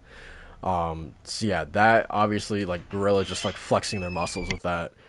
She looks incredible. The environments look great. Aside from that, I don't know if I really do have anything much else to really say. The what's his name? The Slitherfang was pretty cool to fight. Mm-hmm. I don't know what difficulty you guys are playing on, but I'm playing on hard, and I already died once to one of those goddamn I don't know I don't know what I forgot what you called them, Walt, but one of those. The weasel looking things. Yeah. I already died in one of them, so that was I think it's fun. Yeah, burrowers or something like yeah, that. yeah, Yeah, yeah. they're weasels. But they're cool. They're cute, man. They're so cute. They're adorable, right? I saw one come out. I'm like, do I have to kill this? And they Yeah, started attacking. I'm like, oh yeah, no, you're going down. yeah. But yeah, And Ashley Birch is always kicking ass. yeah, Gotta say, and she's this always is amazing. this is still pretty much like a sentiment that I had with the first game, but like just the way that each machine animates by themselves and how unique each of them feel and um so very, like they resemble the animals that they're based off of. They make, very much, movements inspired by those animals, and it's so cool that they're able to translate that into machines. And there's just times where I'm just like sitting in tall grass and like sure, I'm waiting, for the perfect opportunity to come up from behind and stab it, but at the same time I'm just like sitting there just like in awe, just watching these things move and animate and do their little things, get up on their hind legs and like take pictures of like the environment with their eye or whatever, right? Like I just love watching these things move. Even watching like the Slitherfang in the background just like slithering around is still like a technical marvel just watching that thing on screen, right? And I can't wait Yeah. just like to come across it randomly in the open world. I can't wait for that. I don't want to. That's all one. No, scene three, that was something. Like I thought, yo, I don't think I thought there were gonna be bosses. When I saw three, I'm like, oh, these are gonna like run into the wild, and I'm gonna have to like meet them later on. But no, like these things are like in the world. Like there's multiple of them. Yeah, for sure. But yeah, so yeah, I guess that's pretty much my surface level thoughts. I'm really curious to see, because I feel like it's been a mixed bag for reviewers in terms of like the characters in the game and the story, and I'm really curious to see. Like my biggest gripe with Zero Dawn was I didn't care about any of the characters in that game aside from Aloy, Silence, and Sobek. And Varl already I'm just kind of like, all right. And Really? Oh man. Damn. and I just know when Aaron's big ass starts coming around, I'm gonna be much of the same way. I'm gonna be like, oh great, it's this guy. No, man. Set aside those pre-biases on those characters, man. Especially Aaron. I think, because I was in the same boat with you, where I was like, I'm not really looking forward to seeing these characters again. But like coming across Varl too was cool. I feel like he's I don't know. I feel like he's better fleshed out, not fleshed out, but like he's a better character like to interact with for Aloy already. And when it comes to Aaron, I think it's the same way. Where because now they have history with each other, so now they actually have something to really go off on one another, and they really do. They kind of get into the weeds of it a little bit, which is really cool to see. And then when it Yeah. comes to new characters, I will say like right off the bat, like I'm already liking like some of the new characters that are coming around, and even some surprise I had already. Where it's just, I'm not gonna spoil it, but like yeah, I think that they definitely did a way better job. I think it's mostly to do with the fact that they animate better and they actually have way better written dialogue and stories to tell. So I would say that for right now, just don't worry about your preconceived like thoughts on these characters. Just go with the flow. Yeah, I do think that it was a really smart decision for them right off the bat to have Aloy paired up with Varl. You know, to to sort of get him more involved, I guess. Yeah, I Mm-hmm. agree. I Yeah, agree. I think that was definitely a good thing, and definitely from what I've heard, Aloy spends a lot more time with people in this game versus Zero Dawn, and I think that's very important. Like not only for her character, but also for us to get to know characters, like new and old characters as well, to kind of flesh them out a little bit more because but that's one of the biggest reasons why I didn't care about Varl and Aaron. Like, sure, they had their side quests, but at the same time, it was like they had that quest line, and that was like pretty much it to them. So I'm open to the idea of spending more time with them, but Gorilla has to they gotta come through with that. Like, how are they gonna spend that time, right? So they definitely gotta come through with that. It's definitely spent in the dialogue. I will say, like as far as early as you are, it's definitely spent in dialogue, especially with like returning characters. Um, like what's her name? Like, she always has a weird name, Vanasha or something like that. Vanasha, yeah. Yeah, Vanasha, and then what's the Then other one? the military advisor, I forgot his name. Yeah, yeah. They always have some weird names, but regardless, like the conversation that Aloy has with like those characters from the previous game, and then the Sun King Avad, like it feels way more like it just feels way more polished and well done in terms of like the dialogue between them to the point where like again these characters I didn't really care about in the first one. I care mostly just about the overall story, but like it really feels like they're nailing so far my first 7 hours the the pacing of the story. So like the kind of the immediate factors of the planet slowly dying and Aloy's need to find like not the replacement Gaia, but like the backup Gaia, and then her also interactions with the characters just feel way more personal, and it feels like they did a really they actually did put more heart and more emphasis on her interacting with these characters, and like even like the small bits of dialogue, something that you can enjoy and come away with like, oh yeah, that character is actually pretty cool. Yeah, yeah. I hope so that they can kind of turn those characters around for me. Uthid. Um, even I mean there Uthid? was like Uthid, yeah, yes, his name. like I remember Vernasha. I thought she was pretty cool in the first game, and then Talana as well. I thought she was also pretty cool. So like yeah, it's Vanasha not so far has one of my favorite lines in the game so far. I would just say that. who. Vanasha, she has one of my favorite lines in the game so far. Oh, okay. Um, but yeah, I mean that's pretty much my overall thoughts on the game. I'm really excited to get deeper into it. One thing I did want to talk about is like I don't know if you guys also found it weird this like insistence on once the reviews. I mean this happened on Monday, so we didn't get a chance to talk about it. But once the reviews dropped for this game, people were losing their minds over this game not hitting a 90 on Metacritic. Did you guys see that as well? Yeah. Yeah, I saw more of a discrepancy with a couple of the reviewer sites and what they were saying Did it rather than rhyme just like with the score. did it rhyme with Beviver? Something like that, yeah. I saw more discrepancy with a couple of reviewers and what they were saying versus the actual like what the score was, but yeah. Okay. And Um I think the score is actually I think it's like 1 point lower than the first game now. yeah. I think. But yeah, that's just like my general thing was what I was getting to. Is that like what is really the difference between like an 80 like an 88 on Metacritic and an 89? And then what's the difference between an 89 and a 90 really? Like I feel like we're just like arguing semantics at this point. Like the point that I'm trying to make is that it's still like a really damn good game. So like I don't know why people get hung up on the fact that oh it didn't get a 90 or like or like them going at reviewers and being like you're the reason why Horizon didn't get a 90 and stuff like that. I'm like it's really not that serious. Just be grateful that it's apparently a pretty damn decent game, right?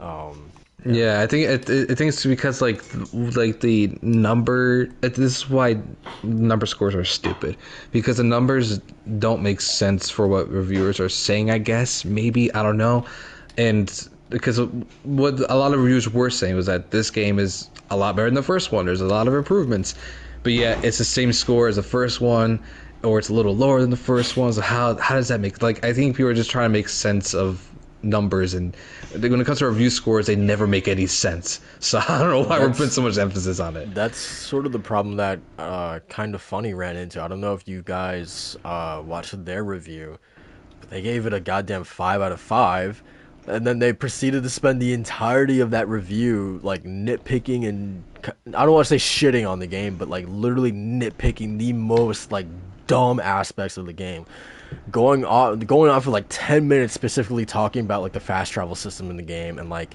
why it's not, that good and blah blah blah. Like a lot of people in the comments were like, okay, you guys gave this a 5 out of 5, but you spent like the entirety of the review like talking about all the bad things about the game. And it's like, obviously, like we're not saying that like you can't, in a review you can't obviously lay out your grievances and the gripes that you have with the game, but like like at the same time, like we want to hear like, did you guys even like this game? Like that's how that review felt like.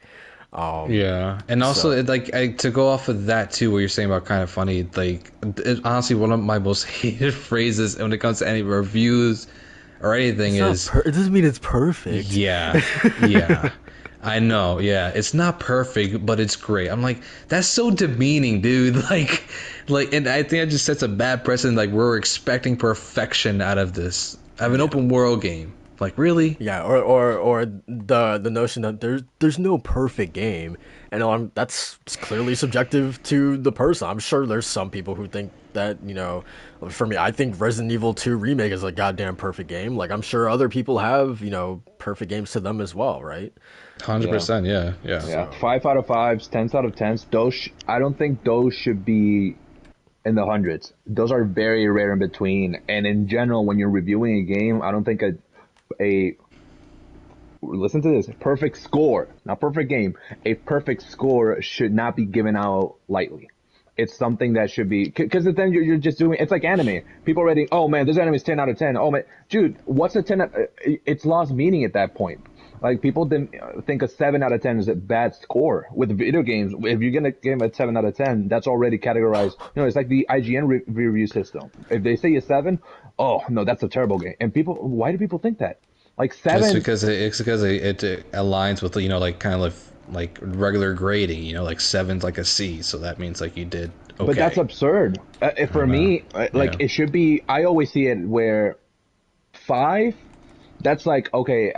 I might wait for like a sale. For me, 5. I treat 5s like average. When I rate I don't like when I get asked like, "What do you rate this?" I try to not go by score. I try to go by how.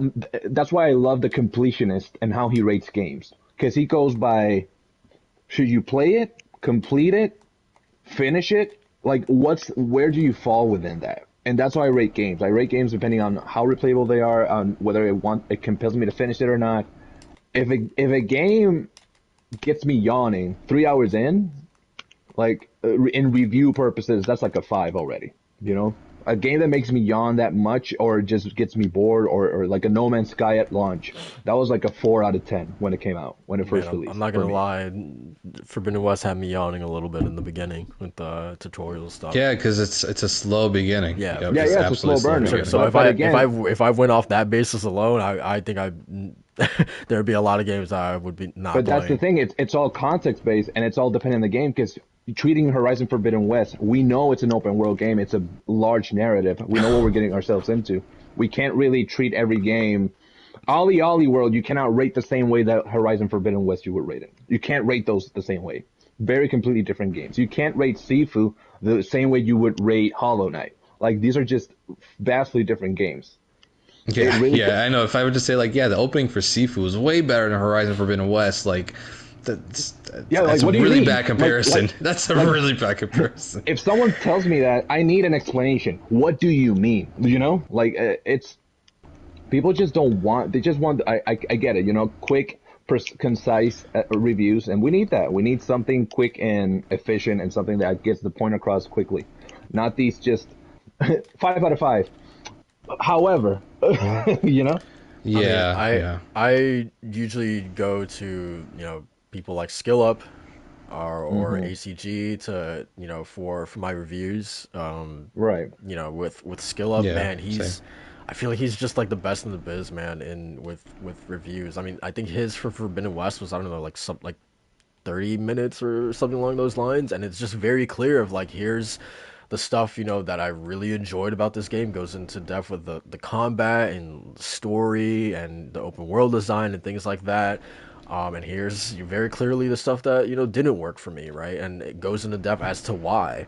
And like that's really all I need in review. And he doesn't do number scores or, or saying, buy, wait for a sale or rent or anything like that. Just simply just talking to you about like, here's what worked and here's what didn't work for me. That's really all that I need in a review. And I'm Yeah, Yeah. that's why I like SkillUp and ACG because they cover both facets of my purchasing decision. So ACG covers should you buy it, and it's whether yes or no, wait for a sale, and then SkillUp is basically like yeah, this is like worth your time, which is like the other big question that I need answered because obviously I have limited time, so I'm not going to play every game, so I have to pick and choose. Yeah. I don't. When a game comes out, I don't go for the reviews, like legit reviews, score reviews. I go for specific people that they don't review the game; they just have first impressions, and that's what I go based on. And Happy Console Gamer on YouTube, a Canadian YouTuber, the name says it all. He tries to be as positive as possible on his reviews, but he'll also talk about the negatives.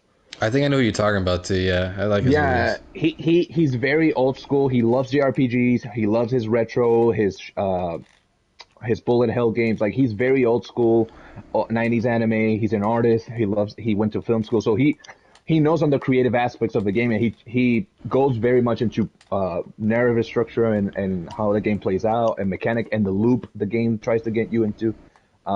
So he aligns a lot with my taste in video games, so I watch him. Completionist, I can't really depend on watching him because he has to complete the game, and sometimes for Forbidden West, I won't probably see a game review or a video in like a month or two when he completes it. You Yeah, know, no, the I'm game's big, man. The game is the game's big. massive, Yeah.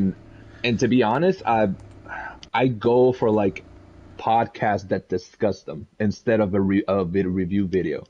So I'll probably when which one call it when Leston talks about it a little bit, like I'll hear there. When another podcast talks about it, I'll hear there, and then I'll gather all these opinions and I'll form some kind of consensus. But a lot of people depend on a review to form an opinion, even subjectively. So you'll hear people say, I've seen this in podcasts where they go, I'm playing a game and I don't like the game, or I like that game, but then I need to watch a review to know if this game is actually good. And that's weird. There's people that they don't like a game, but when they see a review that says, no, it's actually good, they'll say, oh no, yeah, it's actually good. Or when they say they like a game, they'll watch a review to confirm that, to confirm, oh yeah, I'm playing a good game. And it's weird. I don't let reviews influence my decision making that much, just more on the general sense, superficial sense that, am I going to waste my time or not? Because this is an open world game at the end of the day. Do Yeah, y'all yeah. do y'all feel like reviews make or break your decision at the end of it, or what's like the ultimate like decision making? Oh, good. Absolutely. Reviews were the Yeah. reason why I didn't buy Cyberpunk. Yeah. Okay. Or the reason why I didn't really buy Dying Light 2. I did try it out, obviously, because I just wanted to see for myself, but yeah, overall, it was like I did what you were talking about. Well, I looked at reviews and then I actually went to podcast review discussions where they actually talked more about the game and whether I thought something I wanted to play now here and now. But y'all don't look at a score, and I mean, I know y'all don't. This is a somewhat coherent podcast where we're not just mindless drones. Y'all don't just look at a score and go, oh, it's a 7, I'm not buying it. Like y'all go critically on it and like look for like what makes it a 7. Yeah, Correct? no, I yeah. mean, one of my To me, that doesn't really make any sense. Yeah. I mean, one of my most recent buys was Pray for the Gods, and I'm pretty sure that has like a 50 something on Metacritic. Mm, So okay. yeah, I don't really care. Okay. It's So it all really much it comes down to the game. See, it's very subject. It's very case by case. That's why I can't really be too broad with reviews because it really comes down to. But I always bring it up, man. It got fours. It got low reviews. Dead Island, and I put like 100 hours in that game, man. Uh, I Yeah, always do that like it shit. for me, it doesn't matter to me at all if Final Fantasy Remake Part Two comes out and it's like a 7 out of 10. Like I don't give a shit, you If it's know. a, if But it's a but seven if out of it's ten, that's a great pun, you know. yeah, no, right. But if it's Strangers of Paradise, where like I'm looking for specific things I want to be impressed by, and I read reviews and Mm, they're like it doesn't do that, and I'm like, okay, then yeah, you know. But right, again, right. I'm not looking at the score. I'm looking at what people say You're because I'm looking looking for at something the specific. criticism itself. Yes, yeah. I'm looking for something Okay. very specific, yeah. But when it Something. comes to Okay. Horizon Forbidden West, though, a lot of criticism that I was seeing was that the climbing and stuff like that, or what's the Macho. story? I wanted to get into that. I was literally about to Okay. ask that. Um, yeah. So what's everyone's thoughts on the climbing? Because yeah, as you said, that's sort of been a big criticism that I've been seeing. That people really are saying that the climbing still feels kind of like archaic. So what's everyone's thoughts on that? It's not groundbreaking by any means. I mean, it's not, you're not parkouring Dying Light style with moves and Mirror's Edge. I mean, it's climbing. It's that what they call a Naughty Dog yellow, labeled um, little cliffs, and it doesn't feel outdated, but it doesn't feel revolutionary. I don't really have a strong opinion on it. It gets the job done, gets me from point A to point B. That's not what I'm here for. It doesn't break the experience for me, but I can see what people mean. But I don't know if Macho has more strong feelings on it. Um, well, I'm not sure if you just touch on the one like part of the climbing aspect where obviously you have like designated spots where you obviously can climb, We can talk but about then you all of it. have yeah, okay, yeah, but like there's also like the scanning Mm-hmm. where you scan the entire environment, it kind of looks like Death Stranding, where like you have like X's where like spots where you can climb and basically points Yeah. of interest and stuff like that. So I wasn't sure if he was just talking about like that in general, but in any case, I really don't see the complaint because it's better than the first game at least. Um, and I don't know, I saw a lot of people comparing it to the one game everybody loves to compare it to when there's anything in any video game. Uh Again, I was watching kind of funny's review, Oh and boy. they were talking about the glider immediately right off Uh, the bat, the Breath of the Wild glider. Um, Yep. and then like Yep. I love Easy Allies, but one of the I'm not gonna say his name, but one of the people on a recent podcast was he literally asked the question, is Breath of the Wild the first game with a glider? I was just like banging my head against the wall, but Play Sly Macho, Cooper 2, peasant. yeah, but Macho, please continue. Yeah, so the climbing, yeah, I saw that one comparison where it's like it's not wild, please. So like I really don't get I get the criticism, but like as far as the restrictive access, I don't really. I mean, where I am right now, I don't really see it because obviously you can't climb up everything, but like as soon as I scan a rock, I'm seeing like the points of interest I can climb. It's hidden very well if you didn't scan it. So and there's a lot of points of interest to actually climb up something. So it's not Assassin's Creed, right, where you're just pushing the stick and then you're just climbing up anything, but it's definitely a little more strategic in that sense, where like you can't climb up everything, but the stuff you can climb up on, it feels a little more. It doesn't feel as restrictive as the first game. I'll just say that, Yeah, but. yeah, yeah. But I mean, I, that's my kind of takeaway from it. that's my biggest yeah. thing is that like I don't want this to be Assassin's Creed. Like simple as that. I hate the fact Mm-hmm. that the newer Assassin's Creed or the old ones for that matter used to be pay attention and be like, okay, they almost felt like little mini puzzles in a sense where you again have to pay attention to where you can go, how to actually climb these giant structures. I remember the Duomo in AC2 was like one of the biggest examples of actual like a mini environmental puzzle of like, okay, how actually do I get up this thing? And sure, it may not be like quote unquote the fun thing to do, but like I don't know, that sense of realism and actually having to engage with an environment, I will always prefer to the modern day Assassin's Creed games where it's just like mindless, just push the thumbstick open or forward. You can look on your phone while you're doing it. Not even have to pay attention and call it a day. Yeah, I will always prefer that style. I don't know if that's what Forbidden West is more like because I haven't gotten to that point of climbing yet. But yeah, I mean at least it seems like it's more like that. But yeah, I don't know. That's Yeah, kind of my it two doesn't seem cents. like it's, you know, it. I don't know why I compare it to so much to that game, but contrary to the Assassin's Creed, to the current Assassin's Creed, a game that did do it well, but I'm not comparing it to that this Horizon, but to Assassin's Creed Detriment. Why that just feels like just a downgrade, is because games like Unity excel at the parkour, just feeling of going up and down.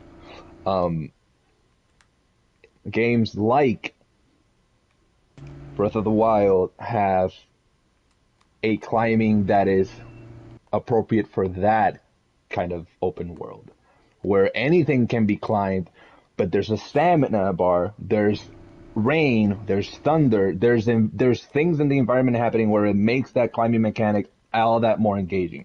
You cannot apply comparisons to that game, even like the glider, how that game gives you free reign over everything, where Horizon Zero Dawn or Horizon Forbidden West is a lot more linear, is a lot more condensed than games like Breath of the Wild, which we need to stop. It's time to stop. I just put the staff down like freaking Gandalf. We have to stop. Like Like, no game is like exempt from it. Like whenever any open world game is released, you best believe that there's gonna be a goddamn Breath of the Wild comparison in there. It's It's so fuck. annoying. It's and weird, and man. here's Like the why do thing. we want every game to be like something else? And the thing is, people do it. I prefer nuance in the criticisms and our comparisons. We have to, because it's going to become a meme to the point where Breath of the Wild is such an exceptional game. Just leave it as it is. Stop trying to, like, I get it. It's influenced a lot, but at the same time, just leave it. Don't bring it into the equation. It's a meme. At this point, if someone says Breath of the Wild, in my head, I'm like, okay, I know what this person means, but like, there's I want to get my gears turning. I want someone to say this game is like, I don't know, Horizon Forbidden West is like Sifu, and I'm like, what the heck do you mean? Like, make me think. What do you mean when you say Breath of the Wild? I know exactly what you mean, and I don't like that. I don't like being in that comfort zone of, oh yeah, let's just compare every open world game to Breath of the Wild. Like, Yeah, and Horizon when Forbidden West is absolutely just not. It's not a sequel to Breath of the it Wild. ain't It's a it, sequel to no. Horizon Zero Dawn. Like I don't get Exactly. it. When Breath of the Wild 2 comes out, then you can throw all those comparisons. Then you can be like, hey, this game is no, you know what would be the end all the end of all? It would be like if Breath of the Wild 2 comes out and they say, you know what, this game feels kind of like Horizon. If they start doing that, but like, and they do not even bring Breath of the Wild 1 into the equation, that's gonna be hilarious. But yeah, man. So the last thing I wanted to bring up to you guys about Horizon and I guess we can move on after if we Yeah, don't yeah. have anything else to say. Hmm. Is I'm assuming everyone saw the controversy with Aloy having peach fuzz on her cheeks. Um, and I I just want to just say just want to say it's trash. She shouldn't be having a beard. Yeah, man. Where's the beer option? and Man. I was watching I don't know if you guys follow the spear hunter on Twitter, and she makes like a lot of Resident Evil content, and she someone in her comment section while she was streaming brought it up or something like that, and she kind of like went off on him, and then and at the end of like her of what she was saying, she was like, um or you could just not play the game and get some bitches. Oh yeah, I was crying, dude. yeah. What Uzumi? What's her Susie, name? Susie. Susie. Yeah, her. I know her by her profile picture. With the short hair. Yeah, I Yeah, saw that clip. That is the embodiment of what I felt when I saw yeah. everyone just. It's perfect. It's perfect. And It's there was like another quote tweet that someone made that kind of went viral. hmm And it was like it was something along the lines of like gamers are unironically exposing themselves as never meeting women in real life. I was just like, I'm like it's just so funny, man. I mean, Um, legit. The age old you played yourself. what's it called? Yeah, yeah, pretty Dude, much. wait until they find out that sometimes they have hair on their arms. Oh, whoa. When they have. It was so funny. Someone actually tweeted that's like, wait till they find that Aloy has armpit hair. It's just really just like her regular hair glitching through her arm, just through her underarm. I gotta show you guys a pic. Yeah, I'd Yeah, hate I'd man. hate for any of these people to actually meet, real women in real life, what's gonna happen there is like their whole world going to come like crashing down at that moment. Like, yeah, Yeah. The- that's Once gonna be a rude they awakening for them, man. it's crazy because like growing up in Puerto Rico, whenever you say hi to someone, it's a kiss on the cheek. So you're always used to just at different times of cheeks and whatnot, like hair and whatever. And it's like I never really thought about it. I just grew up around the fact that we're human and we have fucking hair. I cannot imagine these people We're going to Puerto mammals, Rico and man. see First and what foremost, we're mammals. we're mammal. Yeah, Mammals are like hairy, man. bro, it's wait until they find out That's, that the ears. Wait until look at inside ears and they see I mean, the hair. I'm still blown away the fact that Gorilla just went so in depth with the character models That's to add crazy. Peach Fuzz to That to Aloy's character that's model. Like, insane. When I I saw know. that, like I didn't even look at. I saw a comment. I blurred that out, and I'm like, wait, is this a thing? And I went into photo mode. Holy shit! Yeah. Oh my god. Like huge shout out to to Gorilla Tech Wizards for even pulling that off. And legit, guys, I kid you not. Every time I take a screenshot in photo mode in this game, it looks like it's something out of like a concept art. Yeah. Like Yeah. that's how like I'm going back through like my photos and I'm just looking at the character details and even like have you guys actually went to photo mode? No, Yeah, not yet. I have. Oh man, you guys are in for a surprise. They have so many options for standing poses for Aloy and facial expressions that it's actually Oh ridiculous. snap! I didn't If go that you, depth. I just saw a photo mode. I'm like, okay, yeah, just orbiting around. I didn't go that depth. I mean, if you No. remember, Zero Dawn was kind of like the first party title that really kick-started the trend of like, okay, now every PlayStation first party needs to have this.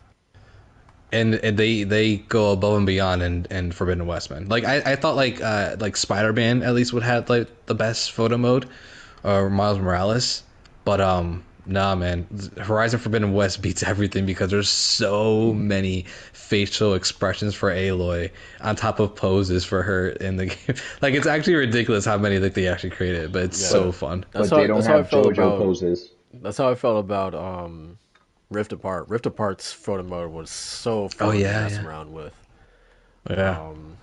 But yeah, I guess that pretty much does it for our Forbidden West little discussion. We'll definitely have more to talk about in the coming weeks. We're planning to do a spoiler cast for Forbidden West where we'll more than likely break it up into parts. The first part, obviously, we'll talk about.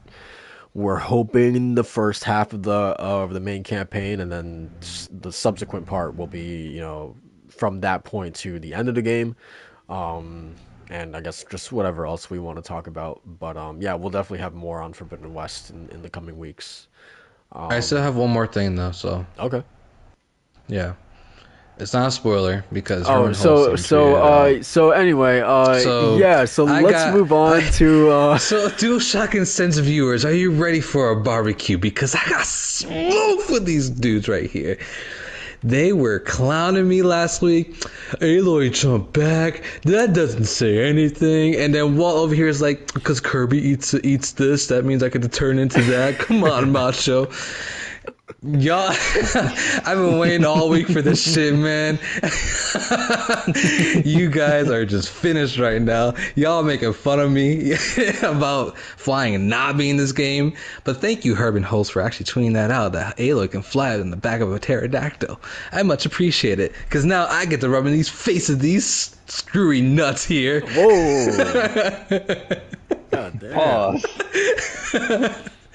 Man, listen. how's it feel, man? How's it feel? I know you said before that this was an L you'd be happy to take, but how does it really feel? I want to know.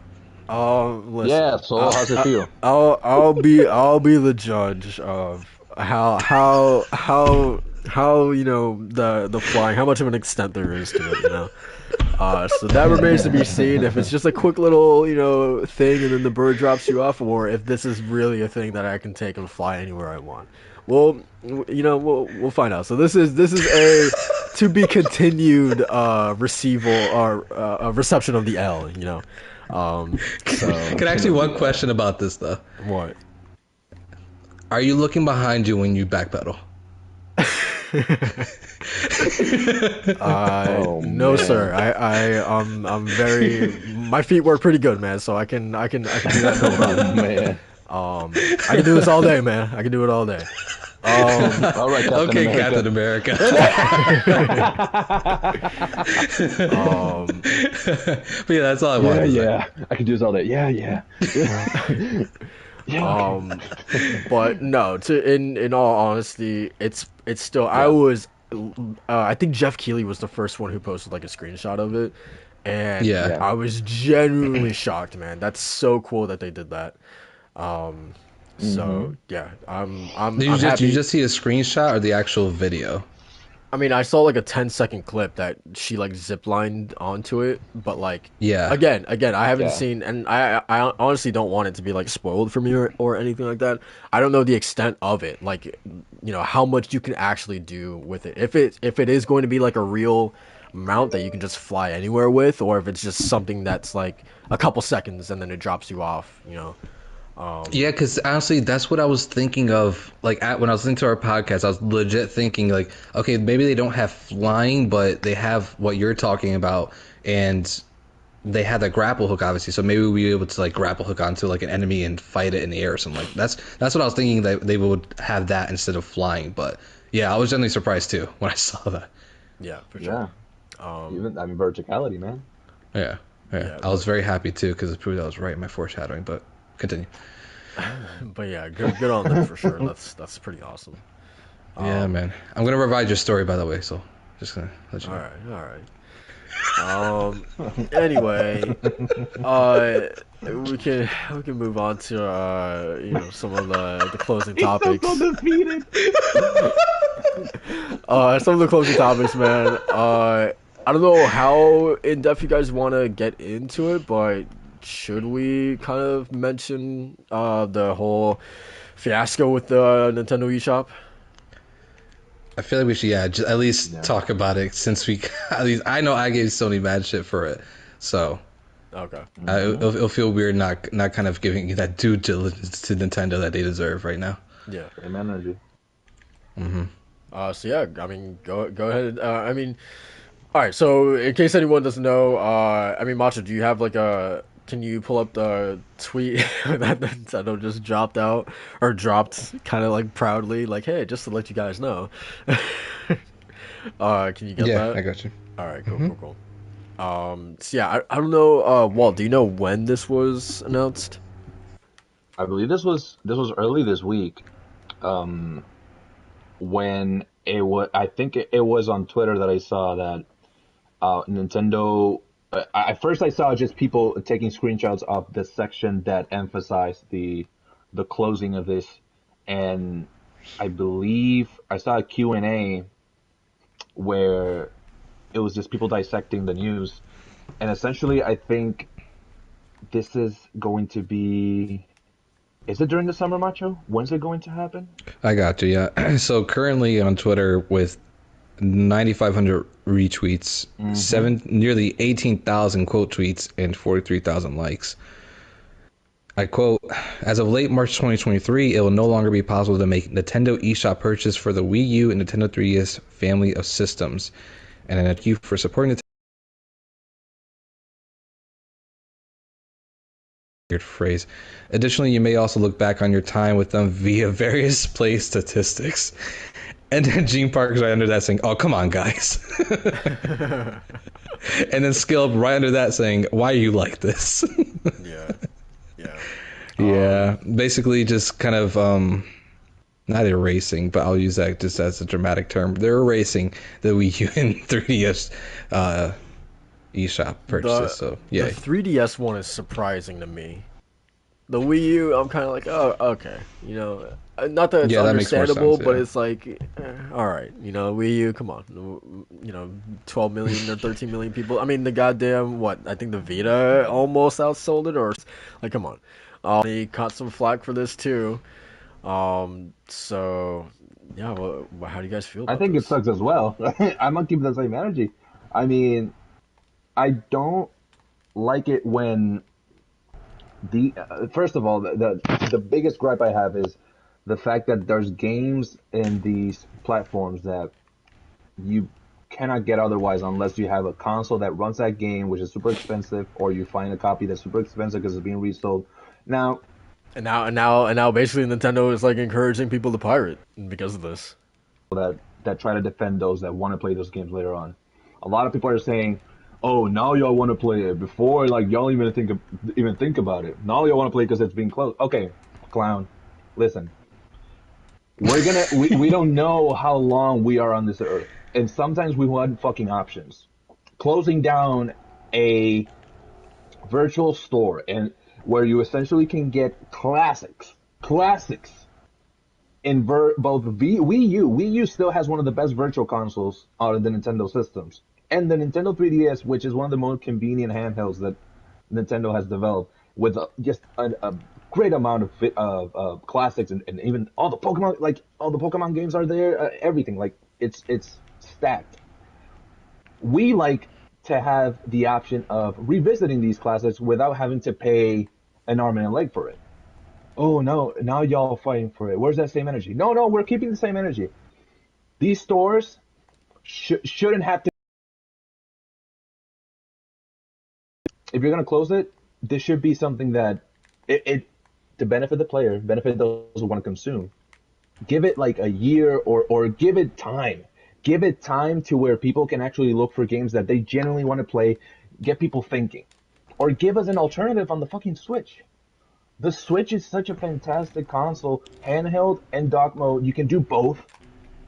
They prove that they can bring classics in. You got Earthbound, you got Majora's Mask that's gonna come out now. You got classics on this console, but you still don't have the library of GameCube games. You don't have more. You don't have Final Fantasy VI in there, the classic, the original one. You don't have. There's so many games that are not on the Switch. Yet you have just this cluster of just bad indie, just mobile games on the Switch, but there's no love for the classics. They love to capitalize so much on nostalgia, yet there's no nostalgia in so many aspects of the Switch. And now the only source for us to actually revisit these classics is going to be shut down. I'm keeping that same energy, man. This sucks. Yeah, It's Macho. terrible. What about It's you, man? terrible. How do you feel? Yeah, I'm kind of in the same boat with Walt there, especially for the 3DS family, where like that felt like a legacy handheld because of all the stuff you can access on like in that store in that the console store. Um, so yeah, I'm keeping the same energy, absolutely. Especially when it comes, I gave PlayStation their due diligence because the fact that they have a legacy and they for some reason just have such a hard time preserving that and carrying it forward and actually respecting it. It seems like, and Nintendo seems to be in that exact same boat where they just don't want to give it the time of day, and that's frustrating because they do have a legacy that I think they have a responsibility to keep because it's literally what made them. You don't forget your roots, and in this sense, the 3DS was just such a boon for them that it just doesn't make sense of why they wouldn't want to keep carrying that or at least preserve it in the Switch, which is their next, which is their current console that's just taking off on stores in so many fronts. It just doesn't make any sense to me.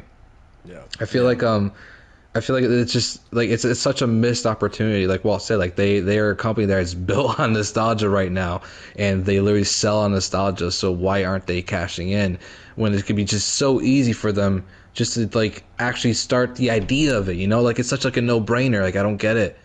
I really don't. Yeah, for sure.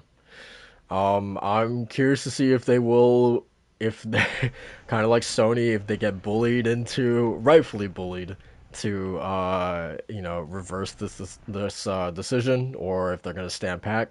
It's Nintendo, so I'm gonna garner a guess that they are going to stand pat. Um, but 100%. Yeah. but yeah, They because like think about it. Like on the Wii, like you had purchases locked to the console, not to your account. They just started that on what, the Switch or the 3DS? yeah, Not even. I think it's a Switch where they tie like purchase to your account, not just your console anymore. Like what? They can't even get like a functioning online system. Yeah. yeah, Now yeah, they're for sure. doing like online tests with the sports game. Which, if you're listening to this and you want Nintendo to have a better internet server and maintenance, just go for the play test and just obliterate them. Just help them just get a grasp of how important it is to maintain servers and maintain like online connectivity and have something that actually works. Because even Mario Kart, one of the smoothest experiences right now for me online wise, still is it's not smoother than the lowest it's been on like a PlayStation or Xbox. Like it's Yeah, still pretty shitty. yeah. But yeah, all right. Well, it's gonna be interesting to see what happens in the next coming weeks. I mean, they only gave people Yeah. until March, which is pretty wild. But I guess at least you could say PlayStation gave people a couple months. But Well, god March damn. until next year. March of Oh, next next year. year? Okay, okay. That's okay. Yeah. All right. But yeah, that's gonna do it for the podcast. You guys can see my the video crapped out. I don't know, man. I don't know if there's like a certain like limit or something where it's just like okay, we're done here. We can't play the video anymore. So yeah.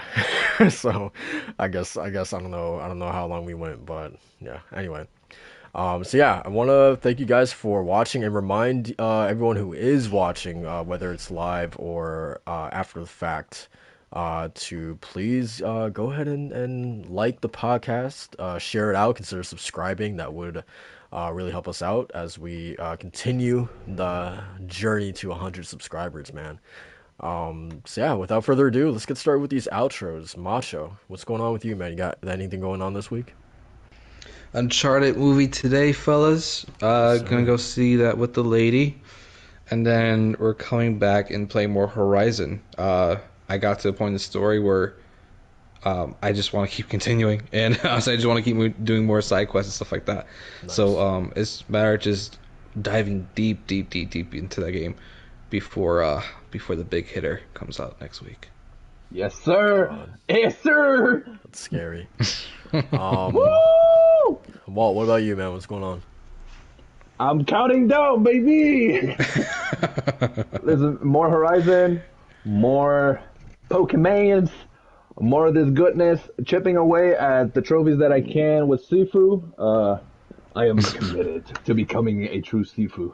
Yeah, yeah, Um, you got my number. Make sure you call it in case you need any tips. All right, yes, I sir. got Platinum you. boy, this punk.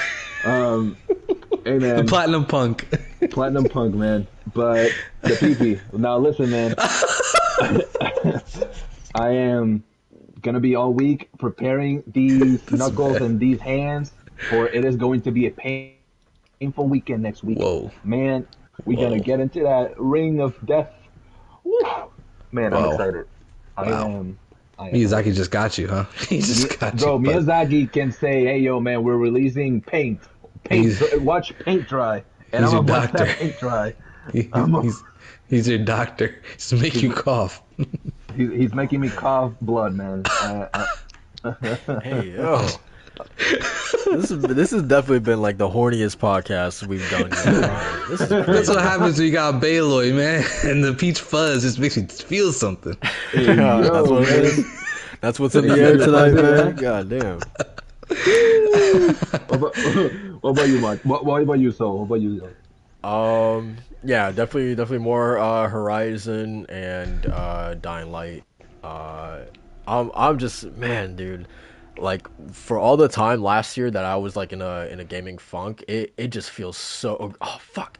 uh, That's exactly how he feels. it just it feels so good just having two games that I'm playing right now, that I'm just like so into, and now a third game is gonna come out in a week. Um, Gory man. yeah, Are you still so gonna pick up Elden Ring day one, or are you gonna hold man, off? I wish I pre-ordered it yesterday when I was at GameStop. I really should have, but yeah, I still want to get it day one. Um, I should have Dying Light done by that time. But at the same time, I don't really want to like put down Horizon to go to Elden Ring. Like I do want to put like some substantial time in the Horizon before I even think about that. So but we'll see. We'll see. Yeah, And I like think once you get to that next area, you're gonna make your decision yeah. because it's a pretty big world. Yeah. So And like those like Souls games usually I take a really long time to finish. So that's probably a game that I don't expect to have done with for a while. So we'll see what happens. But yeah, that's pretty much it for me. Once again, thank you guys to everyone who is watching and who will eventually watch. We appreciate it. And yeah, we'll catch you guys in the next one. We'll see you guys again Saturday, 10:30 Eastern Standard Time, for our for 50th episode. 50th episode. And how fitting it is that we will be talking about Elden Ring then. So yeah, without further ado, peace out.